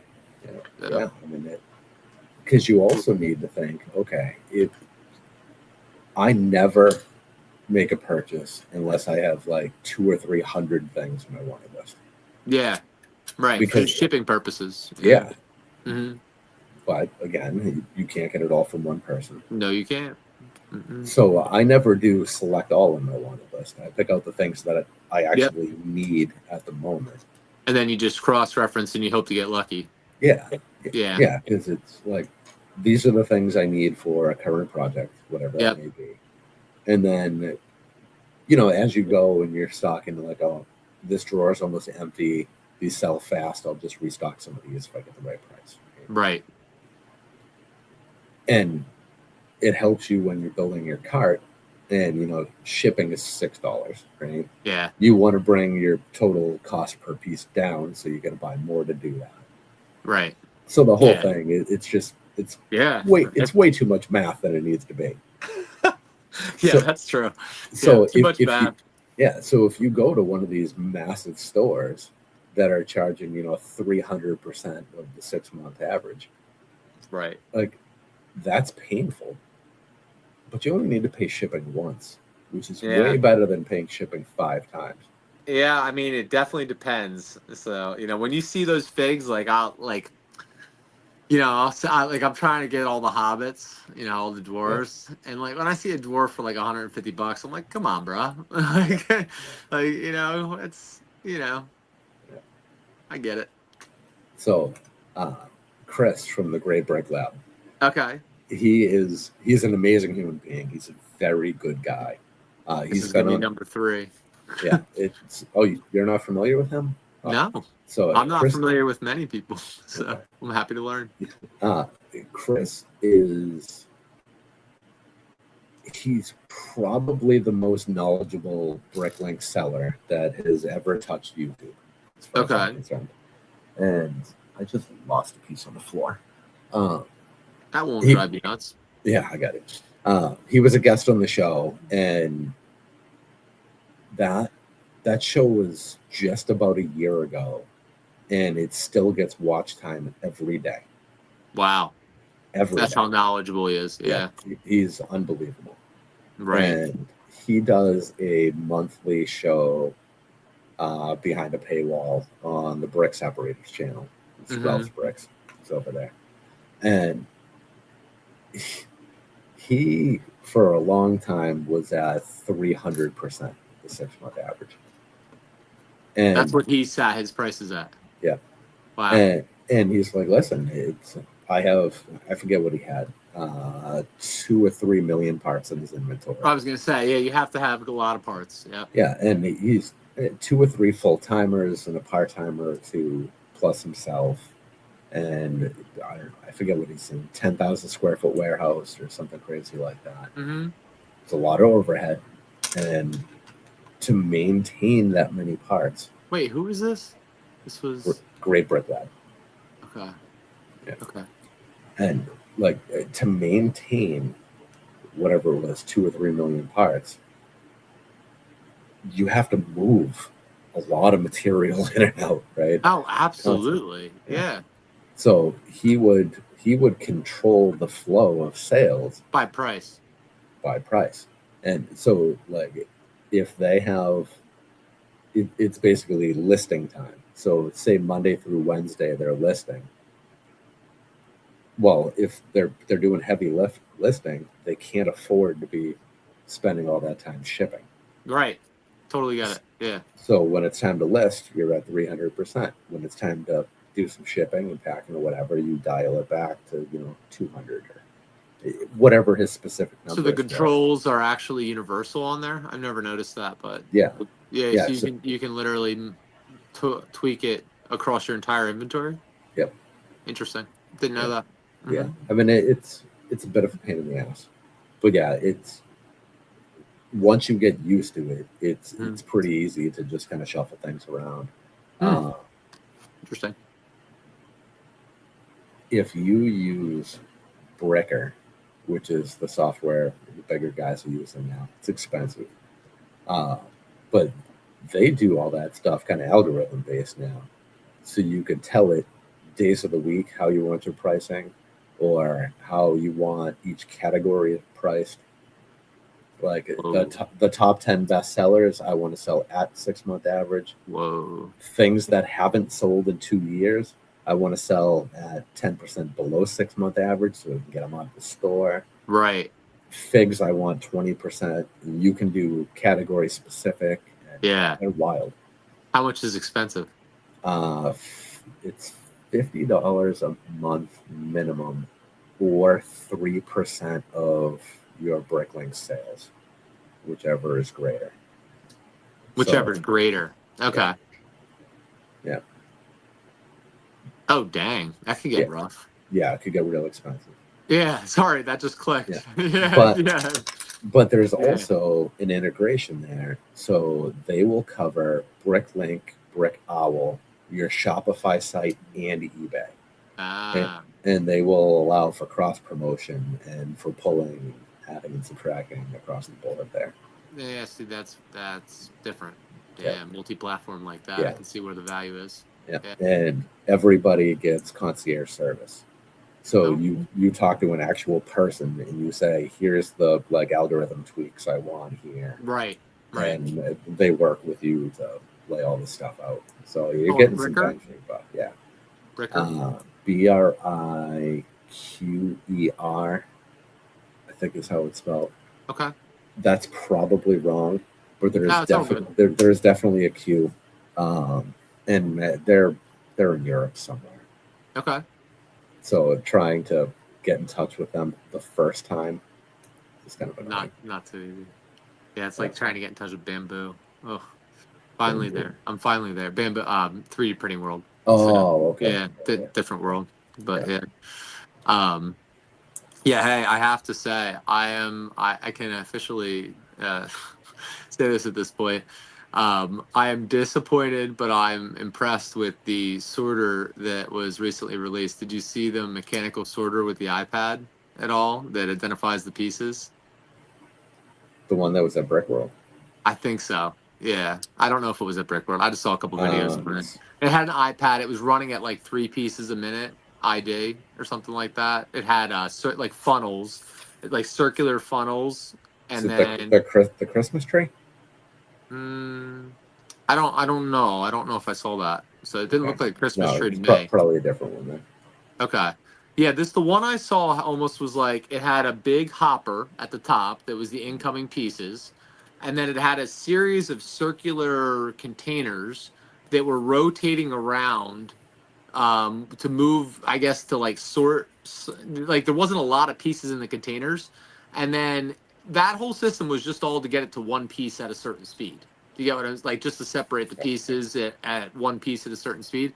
And then it fed it through what I would have loved to see, some type of system to identify and figure out what, and log it. So I was working on that. So I abandoned that because it was very difficult. I spent over a year on that. And I really ran into a lot of challenges there. And I'm impressed that he got that done. So I have to say, if you haven't seen what I'm talking about, look it up because I'm sure there'll be more iterations. I heard they were going to pump it to 6 per minute pretty soon, which doesn't sound like a lot until you realize it could run 24 hours. Yeah. And then you start realizing, like, as soon as that capacity goes up a little bit more from there, now we're starting to talk. So, but it was hitting it had color and part, which I was impressed. Color is so hard. Like part, not hard. Like Brickify with the part stuff, not hard, right? Yeah. Color, very hard. So I struggled a lot with that. Oh my God. The what was it? Pearl light gray and flat silver. Yeah. Awful. Impossible. Oh Yeah. man. I mean, So bad. even dumber things, like just like produce differently, like different eras. You know what I mean? Like just talk about like the different blues. Like there's different blue. There's a lot of different blues. I'm not talking about I'm talking just called blue. You know what I mean? Like there's a lot of shades of that blue. Yeah. So, yeah. Are you sure this blue? Look at the other side of the brick. Turn the brick over. Oh yeah, that's it's a whole different blue on the other side of the brick. Sun damage happens on those too. Yeah. Yeah. I broke up for a second there and you came back in with sun damage. What happens with sun damage? No, you were talking about all the different shades of blue. Oh, yeah. Well, yeah, it's sun damage. Yeah, I know it's sun damage on a lot of them. Yeah. Yeah, it could be 2 different shades of blue in the same brick. I totally agree. Yeah. So, and sometimes I feel like it's just like the factory that made it, like it's just slightly different. It's not sun damage. It just seems like it'd be different or made it a different era per se, I guess. I don't know. So, I mean, kind of like the browns, you know what I mean? Like brown versus reddish brown and all that stuff. Yeah. I mean, there's another one, brown versus reddish brown. Like, I mean, that's not easy for a computer. So, yeah, that one's funny because reddish brown in the right application is a far superior color. Sure. Until you see old brown the MT2. If you see that in the right spot, like, man, brown is supposed to be brown. Yeah. Yep. And then it shatters all over your room. You're like, oh, this stuff sucks. How much is that like a learning experience, huh? Oh, You know? The first time you break some brown and you're like, ooh, that. And then you do it again and you're like, oh, that's the thing, huh? Like, yeah, I was careful this time and I still got a splinter. Or the old dark red, like, it's that one old the one cabin with the dark red roof comes to mind when you try to take that red roof off that cabin, and it's all the slopes that are like either 2x8s or 2x8 slopes or 2x4 slopes. Like those things break on you like crazy. Yeah, or if you ever find a dead pool, you're like, oh yeah, wonderful. Yeah, wonderful. What, broken? Oh yeah. Yeah. It sounds wonderful, like an experience you've had. Yeah. It's like, it's always nice getting the fig you've wanted for a while and then cracking. Or like when they take Radagast and they have this darn expensive feather and they put 12 of them in a Jaguar. Like what the heck, Lego? I think like they're messing with us now. Like you throw it in 2 expensive exclusive figures and then you throw it 12 of them in an engine. Not even just like one as like a tailpipe. You throw 12 of them in an engine or whatever it is, 14 maybe. I don't know. It's a lot, but I was a little bummed about that. Yeah. Well, and the great part is because now obviously they're mass producing them. Sure. They're also going to throw like 1 or 2 extras in as like spare parts. Oh, I know. Yeah, totally. Now they're just like they went from an $80 feather to nothing. Yeah. So. Well, all of the people that spent a fortune trying to part together the green groshing. Wait, say that one more time. I missed that. The green groshing. Okay. Modular set. Yeah. That had the sand green masonry brick in Sand it. green. Yes. Yep. And now they And have them in PAB. Yeah. And now, they're in some other set, and they're at PAB. Yeah, they're easy to come by. Yeah. But like, that was whatever it was, an $800-900 set. Right, because it was like $2 a piece for those suckers. Yeah. I think the one by eights were like $6 or $8. I believe that. Yeah. I started to try to part that one together once upon a time because we had done Market Street.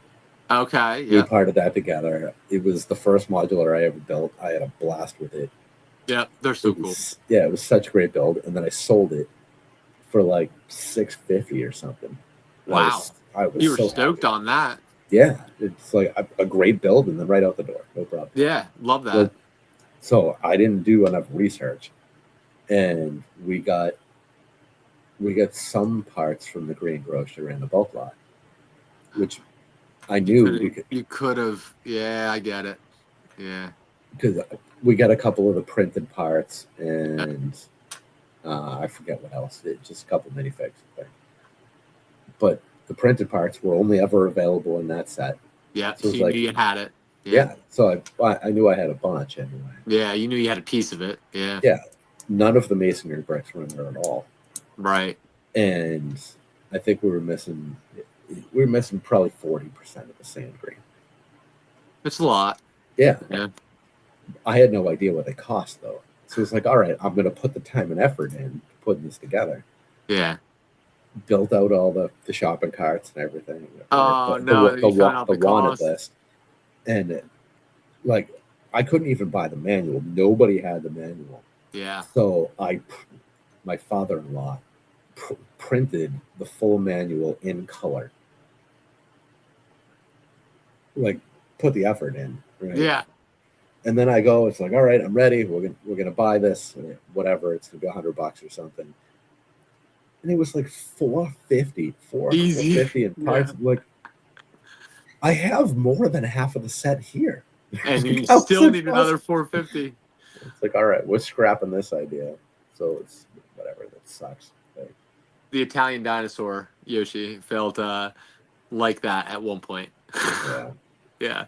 Just pouring money, hundreds of dollars in Bricklink orders, and you're like, I still didn't even get all of this list yet. Like, it's not done yet. Oh, yeah, it is, but it's worth it at the end.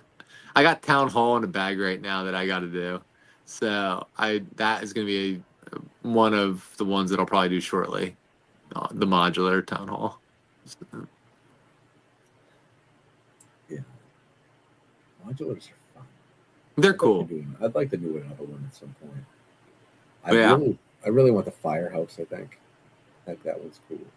I'm told a lot of them, this was from one of my friends, so I don't know how accurate this is, but I was told that a lot of the black lampposts, a lot of times you see the black lampposts, a lot of the modulars have minutes, so you should always be watching out anytime you get a bulk with a black lamppost. And I know they come in a lot of sets, but, one of these you got them, man. You got them.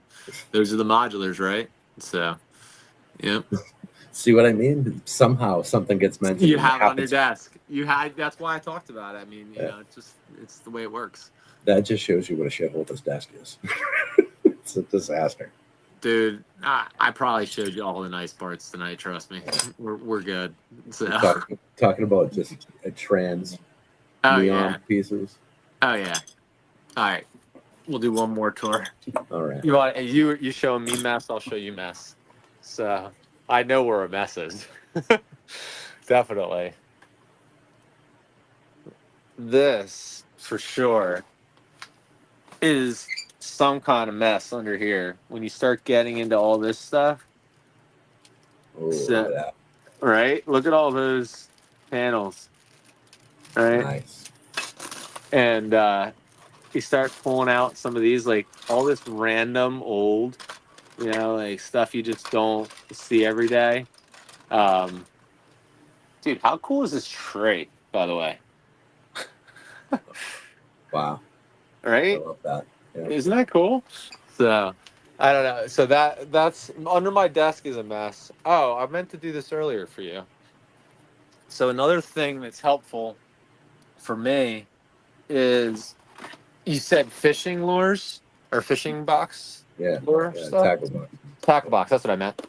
Um, so I use these ones for Harbor Freight, but I kind of got like a system where I do torsos without legs over here. Oh, I must have split it up.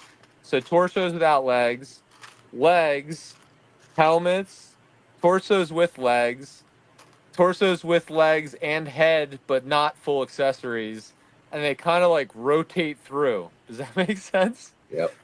So, yeah, I don't know. I don't know if that's an efficient way to do it, but so far that's what I've got. So, and then, you kind of do them for all the different themes if you get what I'm saying. Yeah. So, Oh man, you got a lot of those tackle boxes, huh? I do. There's a bunch. We've done a bunch of organizing. Not as much as I'd like, right? So this is the glass cases I was talking about with like the pull out. Yep. Obviously you can see I pull a lot of minifigs out of these things. But and like the bleacher style cases, like they're cool. Like I don't mind the bleacher style with the glass like this. Please excuse the dust. Everything's dusty. So, but my whole thought on it is just like number one, they usually cover up. Like you can see, even like as soon as you put a couple things on them, like they start covering up the figure behind it, and it does not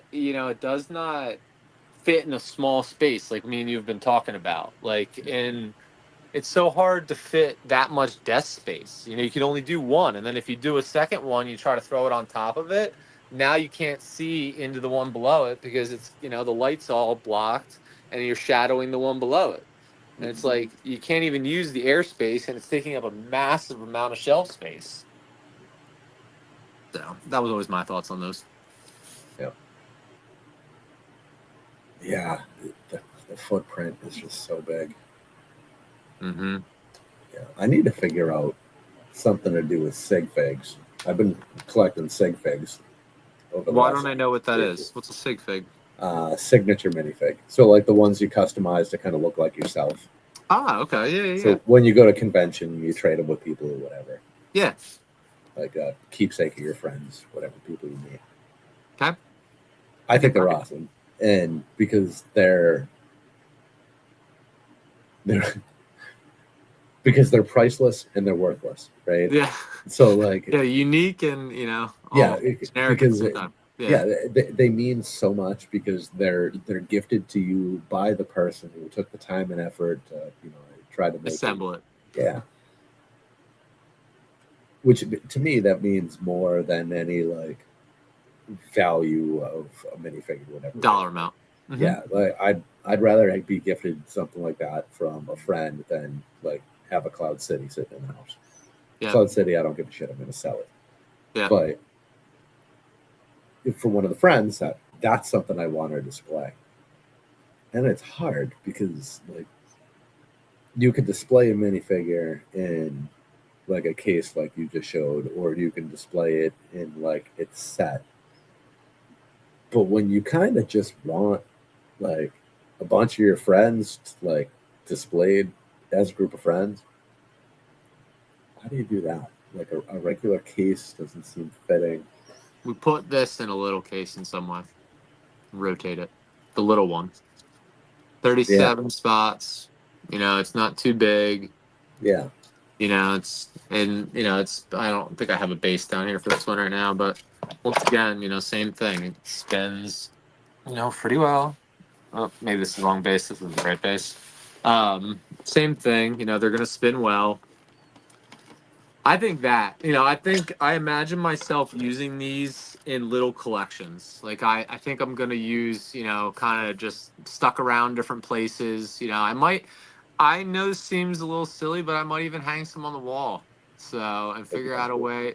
Yeah, figure out a way to use it in that way. I've kind of thought about a couple ways to do that. And your initial thing we talked about earlier too intrigues me with like, is there a way to make a base that would compensate for an uneven surface? You know, if there's a diagonal surface in some way, you know, is there a way to compensate for that? Or, you know, like kind of like a paper towel holder, is there a way to have minifigs in a paper towel holder style, you know, where it's coming off of something else, right? You know, like, well, it just gets me thinking of different pivot points, you know, in other words, like how could we use a non-traditional or a non, you know, vertical pivot point and then go somewhere else after we move, you know what I mean? Like go, maybe go vertical after you go left, or you know, I'm talking out loud, but you get where I'm coming from. Yeah. So, Well, I think my first thought was if you give it lift, right? mhm. So as you allow for a bit of a lean, Yep. it doesn't have that drag. Hmm. But what it does is it puts additional pressure on the pin itself. On the post, yeah. Hmm. Yeah.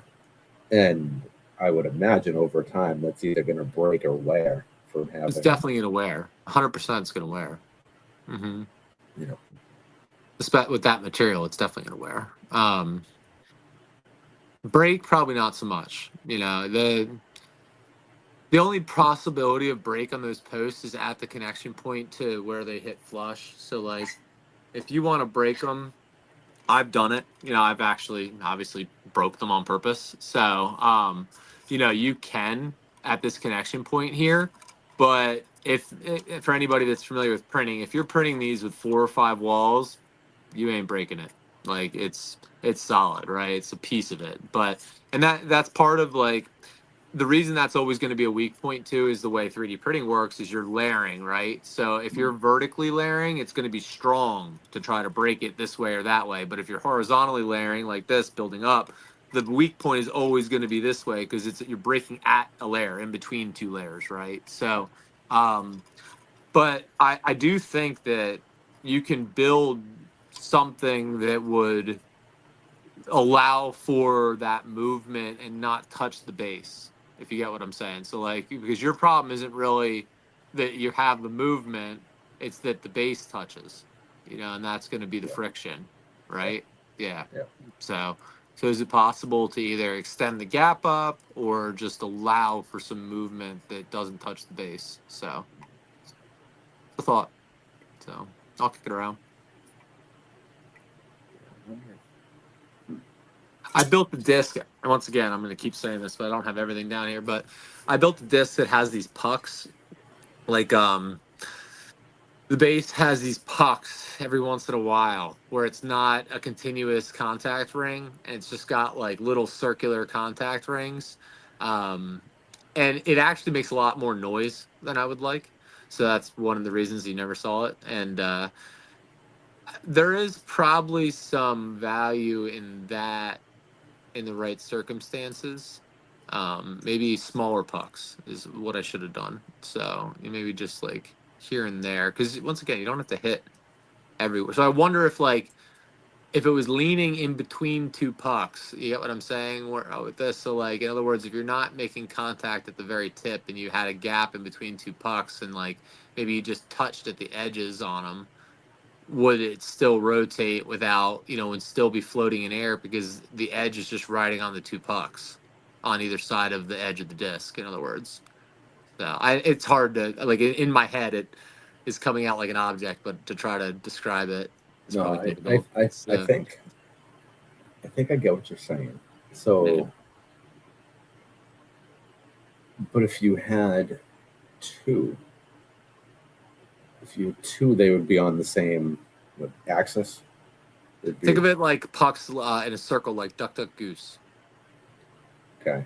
All right, so you're all sitting in a circle, right? Yeah, And then I make two of the pucks small, or you know, most of them small, and then when it would lean, but it would only touch the puck's edges, like there would be enough gap there, and then that would be your wear or your contact point, and then it could have some gap there where the rest of the disc is not touching anything as it moves by.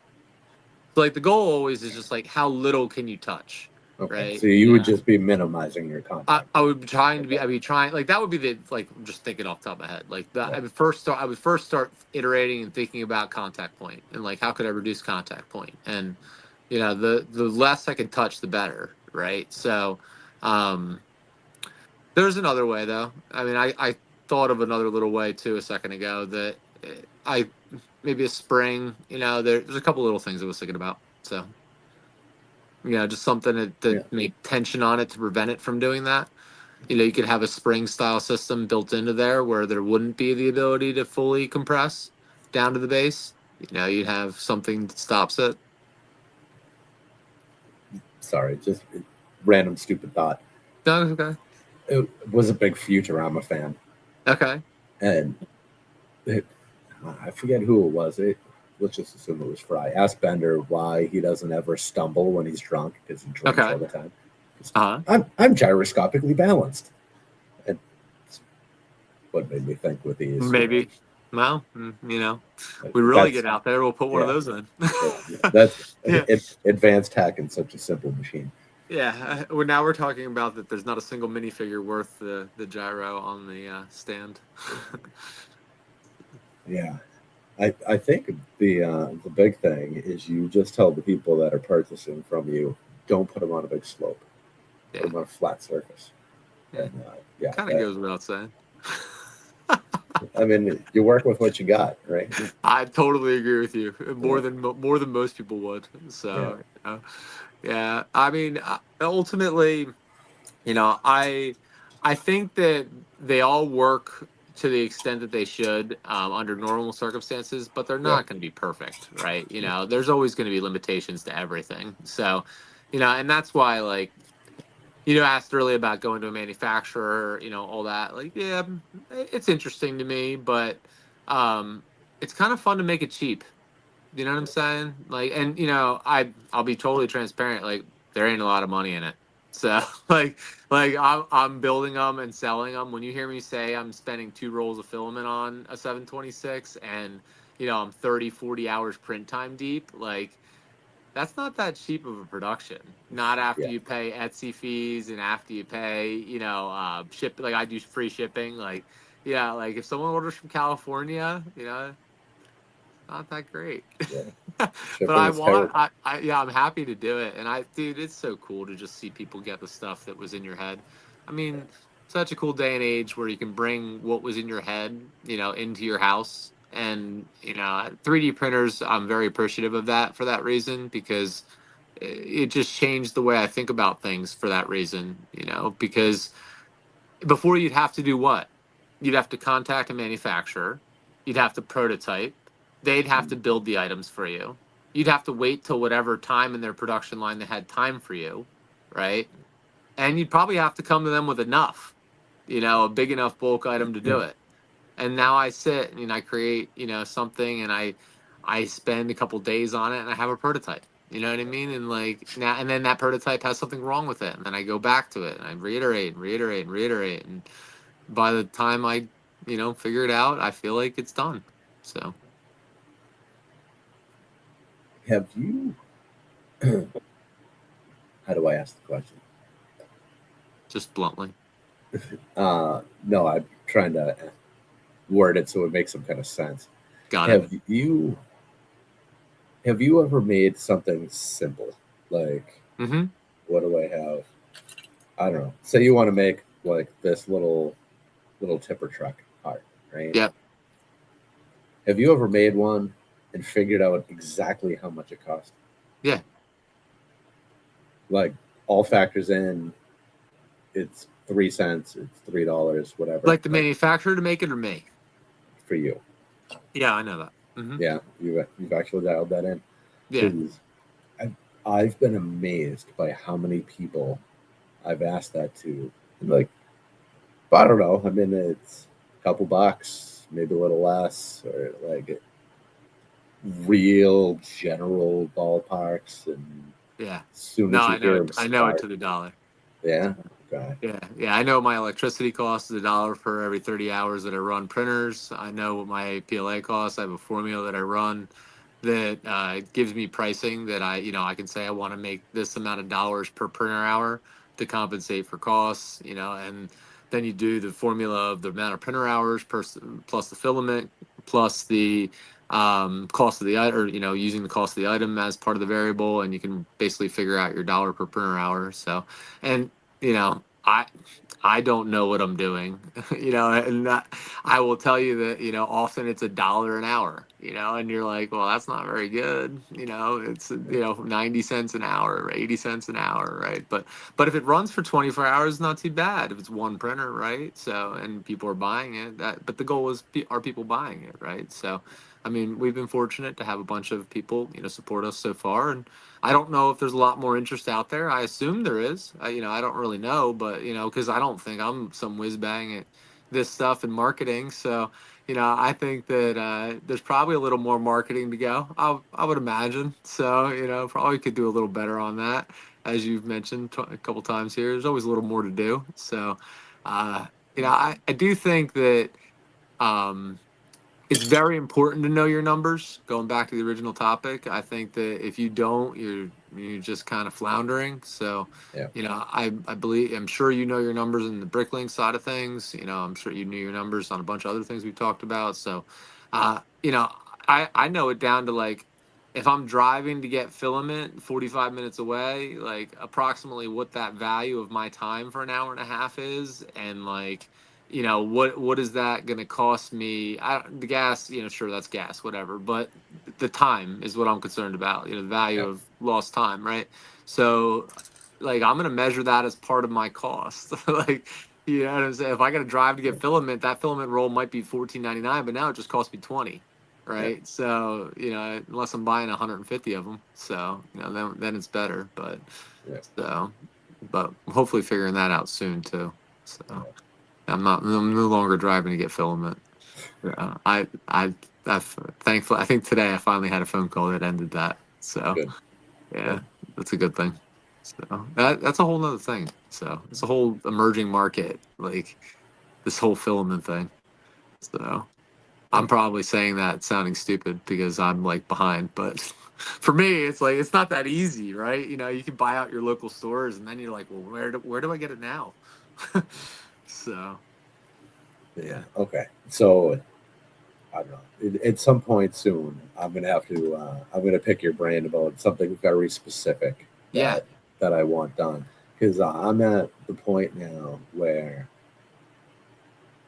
I want this done to the point where I'm almost willing to buy a printer just to print a lot of one specific thing. Mm-hmm. But I'm trying to figure out where the cost is for. There's a plastic shop right down the street from me, Mm-hmm. and it's a very basic thing. So I could either go to them and have them make a lot, or I could do it here. And if I do want some changes, I can make the changes myself, whatever. Mm-hmm. You need a printer. Yeah. Well, but it's also something that exists already on Amazon that I can Most just things do. buy. Yeah. Everything you walk around in your house, someone's making a print for Yeah. eventually. So because you're not copywriting making prints, right? Like Yeah. because you're gonna change something. Like it's gonna be different, And there's like for instance, like with the carousels, Yeah. going back to copyright, like there's no copyright on like the function of a stacking tier system. You can't Yeah. copyright that. You know what I mean? Like there's It's like no. copywriting a door. Right. Like that's what I'm saying. Like a lot of these objects you're probably thinking about, you Yeah. can't copyright that. Like that's just an object, a way something functions. Like, it's there might be what do I call it? Like the appearance copyrights. I'm not finding the right word for that, but like So like the a patent kind of yeah, deal. but the not the yeah, patent's the right word, but it's getting late, I don't know. The patent is not on the utility, it's on the appearance of it. So, and that like you could do that at times, but that's the thing, like you're okay to create your own things, especially for you. You get what I'm saying? Like Yeah. if it's for you and you have your own printer and like you're just doing it in your house, I mean, have at it. So, Yeah. and they've come down so much in price. I've been telling everybody like, wait till the fall. If you're really into it, wait till October, November. They're gonna come out with deals on the P1Ss from Bamboo, probably in the 4 to 450 range. And to get that machine, which was $2,000 or $1,000, 2 years ago, I meant to say it that way.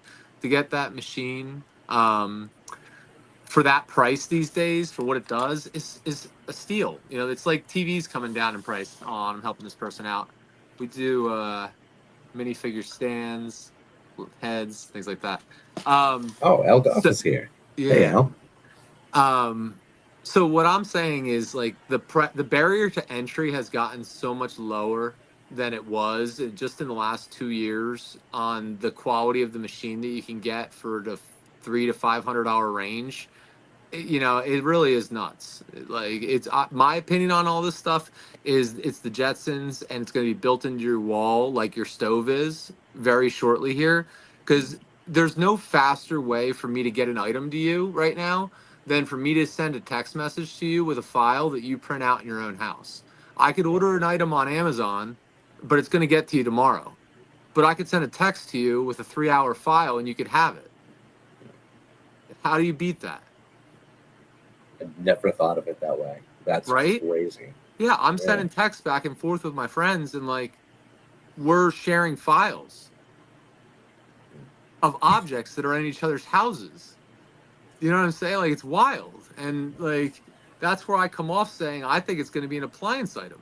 I mean, once they get the self-cleaning down good enough, like there's self-cleaning machines for 10 grand now, you know, where you don't have to do anything for it, you know, and it does all its own things. And you know what I mean? It's just like TVs, it's going to come down, right? So, you know, once they get all that right, you will have one. All of us will. So it's the fastest way to get an object anywhere. Wow, I never heard of it said that way. Thank you. Yeah, that's how I think about it. So, Man, well, that just changed my whole perspective. right? So, and then the fact that you can create the stuff that's in your brain. Yeah. You know, whatever's in your head, you can try to pull it out. So, there's plenty of tools to help you do that. You know, plenty of teaching out there how to learn how to use Blender, you know, and other programs. So, you know, there's so many resources available to learn this stuff. YouTube, right? You know, I mean, there's so much that you can learn with this stuff. So, Can't teach a discipline though, because I'd imagine not cleaning them is a big problem. not cleaning them? Yeah. Not as much as it used to be. So like I had a Ender 3v3, or I don't even remember what it was called. I had an Ender product, Creality product, my first printer that I ever bought. It was an open, you know, no cage around it, no enclosure, right? So I would fail every third print I would have, and like sometimes it would be epic. Like I felt like it's probably not a bad place to have started, because it was like you went to war, and like you know I took everything apart in that machine, like I down to the bones of it. I had to take it apart. I mean, I remember using heat guns to rip stuff out of it because it was all melted throughout the whole thing, and I was just cut bait and replace the parts, right? So because it just blew up that bad. If you didn't get your first layer adhesion on that and pay attention, and you walked away for a couple hours, you were making a big mistake. So that's all I have to say about those machines. So I'm sure they got great machines. I'm sure they got better, but my first experience, it was a war. So when I got the bamboos and like, you know, just knew that I can honestly say on the P1S, which I just told you is like 400 to 500, I've ran a P1S for a while now, you know, over a year, that, you know, I haven't had 2 fails on. Maybe on that one machine. So, you know, that I don't know. It's just different. So the reliability is really increased. So It's awesome. It's nice hearing things get cheaper. yeah, this is one area it is. So because there's new tech developing that's making it, they have to make the old tech cheaper, right? Because like there's really cool stuff coming out. The UV printing, like like where they harden the stuff immediately. Oh my gosh. Yeah. What is it? The Eufy machines that they're promoting now. Yeah. There's some stuff coming out. I mean, do you see that? I don't know if it's real or not, but you see the one where they printed it inside a liquid. So it was like a gel. Supposedly it was like Disney or something, but they printed a handbag inside like a gel, and it was like an injection of like a needle into it, and the whole thing just printed inside the gel, and then he just like reaches down there and he pulls it out. and there's no supports, there's no nothing, and he just like pulls this, I don't know, handbag out of it. So I was like, wow, no Some- seams, no, just yeah, None of these things make any sense to me. Like yeah. You start staring at him for about the first month, and then you never look at him again. yeah. Yeah. So my friend was staring at him one night, and he's like, "Do you look at these all the time? Like, do you like come down or over here and like look at all these?" And I'm like, "No." Yeah, I remember when I did. I remember when it looked just like you, and I was just sitting there like, "How does it do that?" Like what is going on there? That it knows how to just precisely lay it there. And so, and especially with the multicolor stuff, you're just like, man, so crazy. The switching. Yeah. I've learned to not try to understand the logic behind some of these things. Mm-hmm. Like, I was talking with my daughter about this, which is kind of funny because I was almost asking her for advice. It's like, tell me how the sound of that guitar comes out of a phone. Tell me, because I'm in my mid-40s now, still haven't figured it out. Right. Doesn't. Yeah, somehow somebody moved their hands, strings moved, it went into some kind of recording device through the air, entered some other thing, some vibration. Went somewhere else, and now it's coming out of a box in my phone, like in my pocket. Mind blown. None of it makes any sense. I'm over it. I don't need to know how it happens. Right. Like it's okay.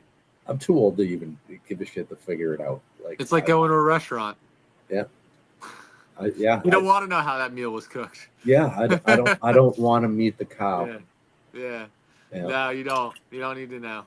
No, as long as it gets served to me and it's not blue or black, I'm going to eat it. I'm not going to cry about any of the shades in between. They're all fine. But yeah, don't introduce me to the animals. Now I'm hungry. Now you're hungry. Yeah. I'm also tired. It's somehow it's 1:45. Yeah, I realize we got going a little bit here. Yeah. But to be honest, you're in my wheelhouse right now. So yeah.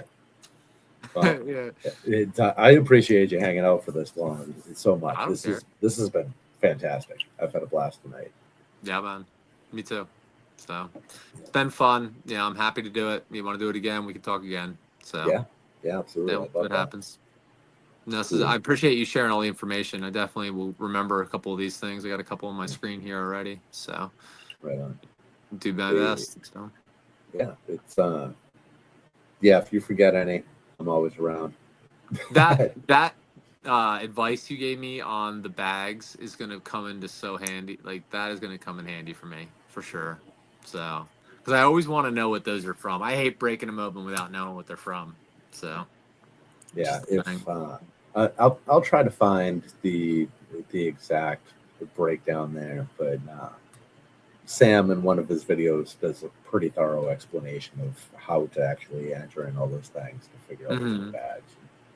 He does a good walkthrough there. Okay. Yeah. He also did a podcast once upon a time about like vintage toys and things like that. Yeah. You should see this vintage toys collection. Oh my gosh. Nuts. All right, we can't get into we're going. I can talk about those forever. Yes. So hey, I'm very appreciative of you taking the time to ask questions, and I'm very appreciative of letting me ask questions. So thank you.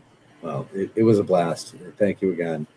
And I'm going to try to flatten out this situation and see what we can do. Maybe I'll ask one of the neighbors who printed, since you don't want to ship it. What's that? It's just whatever I come up with next. No, hey, dude, you hit me up. I'll be happy to help you out with that design. So, anything you want. I mean, and just so you know, like I told you I talked to a guy today. Like, there's print on demand places too. Like you can talk to people about printing items. Like the guy I was talking to today about filament supply has a whole business where companies contact them and they print on their machines so that they can decide whether they want to buy the machine. So if say it's a $10,000 machine and they want to know if it'll produce this part the way they want it to, well, they'll have them print it for them, prototype it, and then they can decide whether they want to buy the machines to make the part. That's wild. So there are so just so you know, there are print-on-demand houses as well. Okay. That's cool. I wouldn't have guessed that. Right. Yeah, all kinds of stuff going on. So, Yeah. hey, man, I really appreciate the time. Thank you. All right. Thank you. Have You're an awesome night. You too. All right. Bye, everybody. See you later. See you. Night, folks. See us live.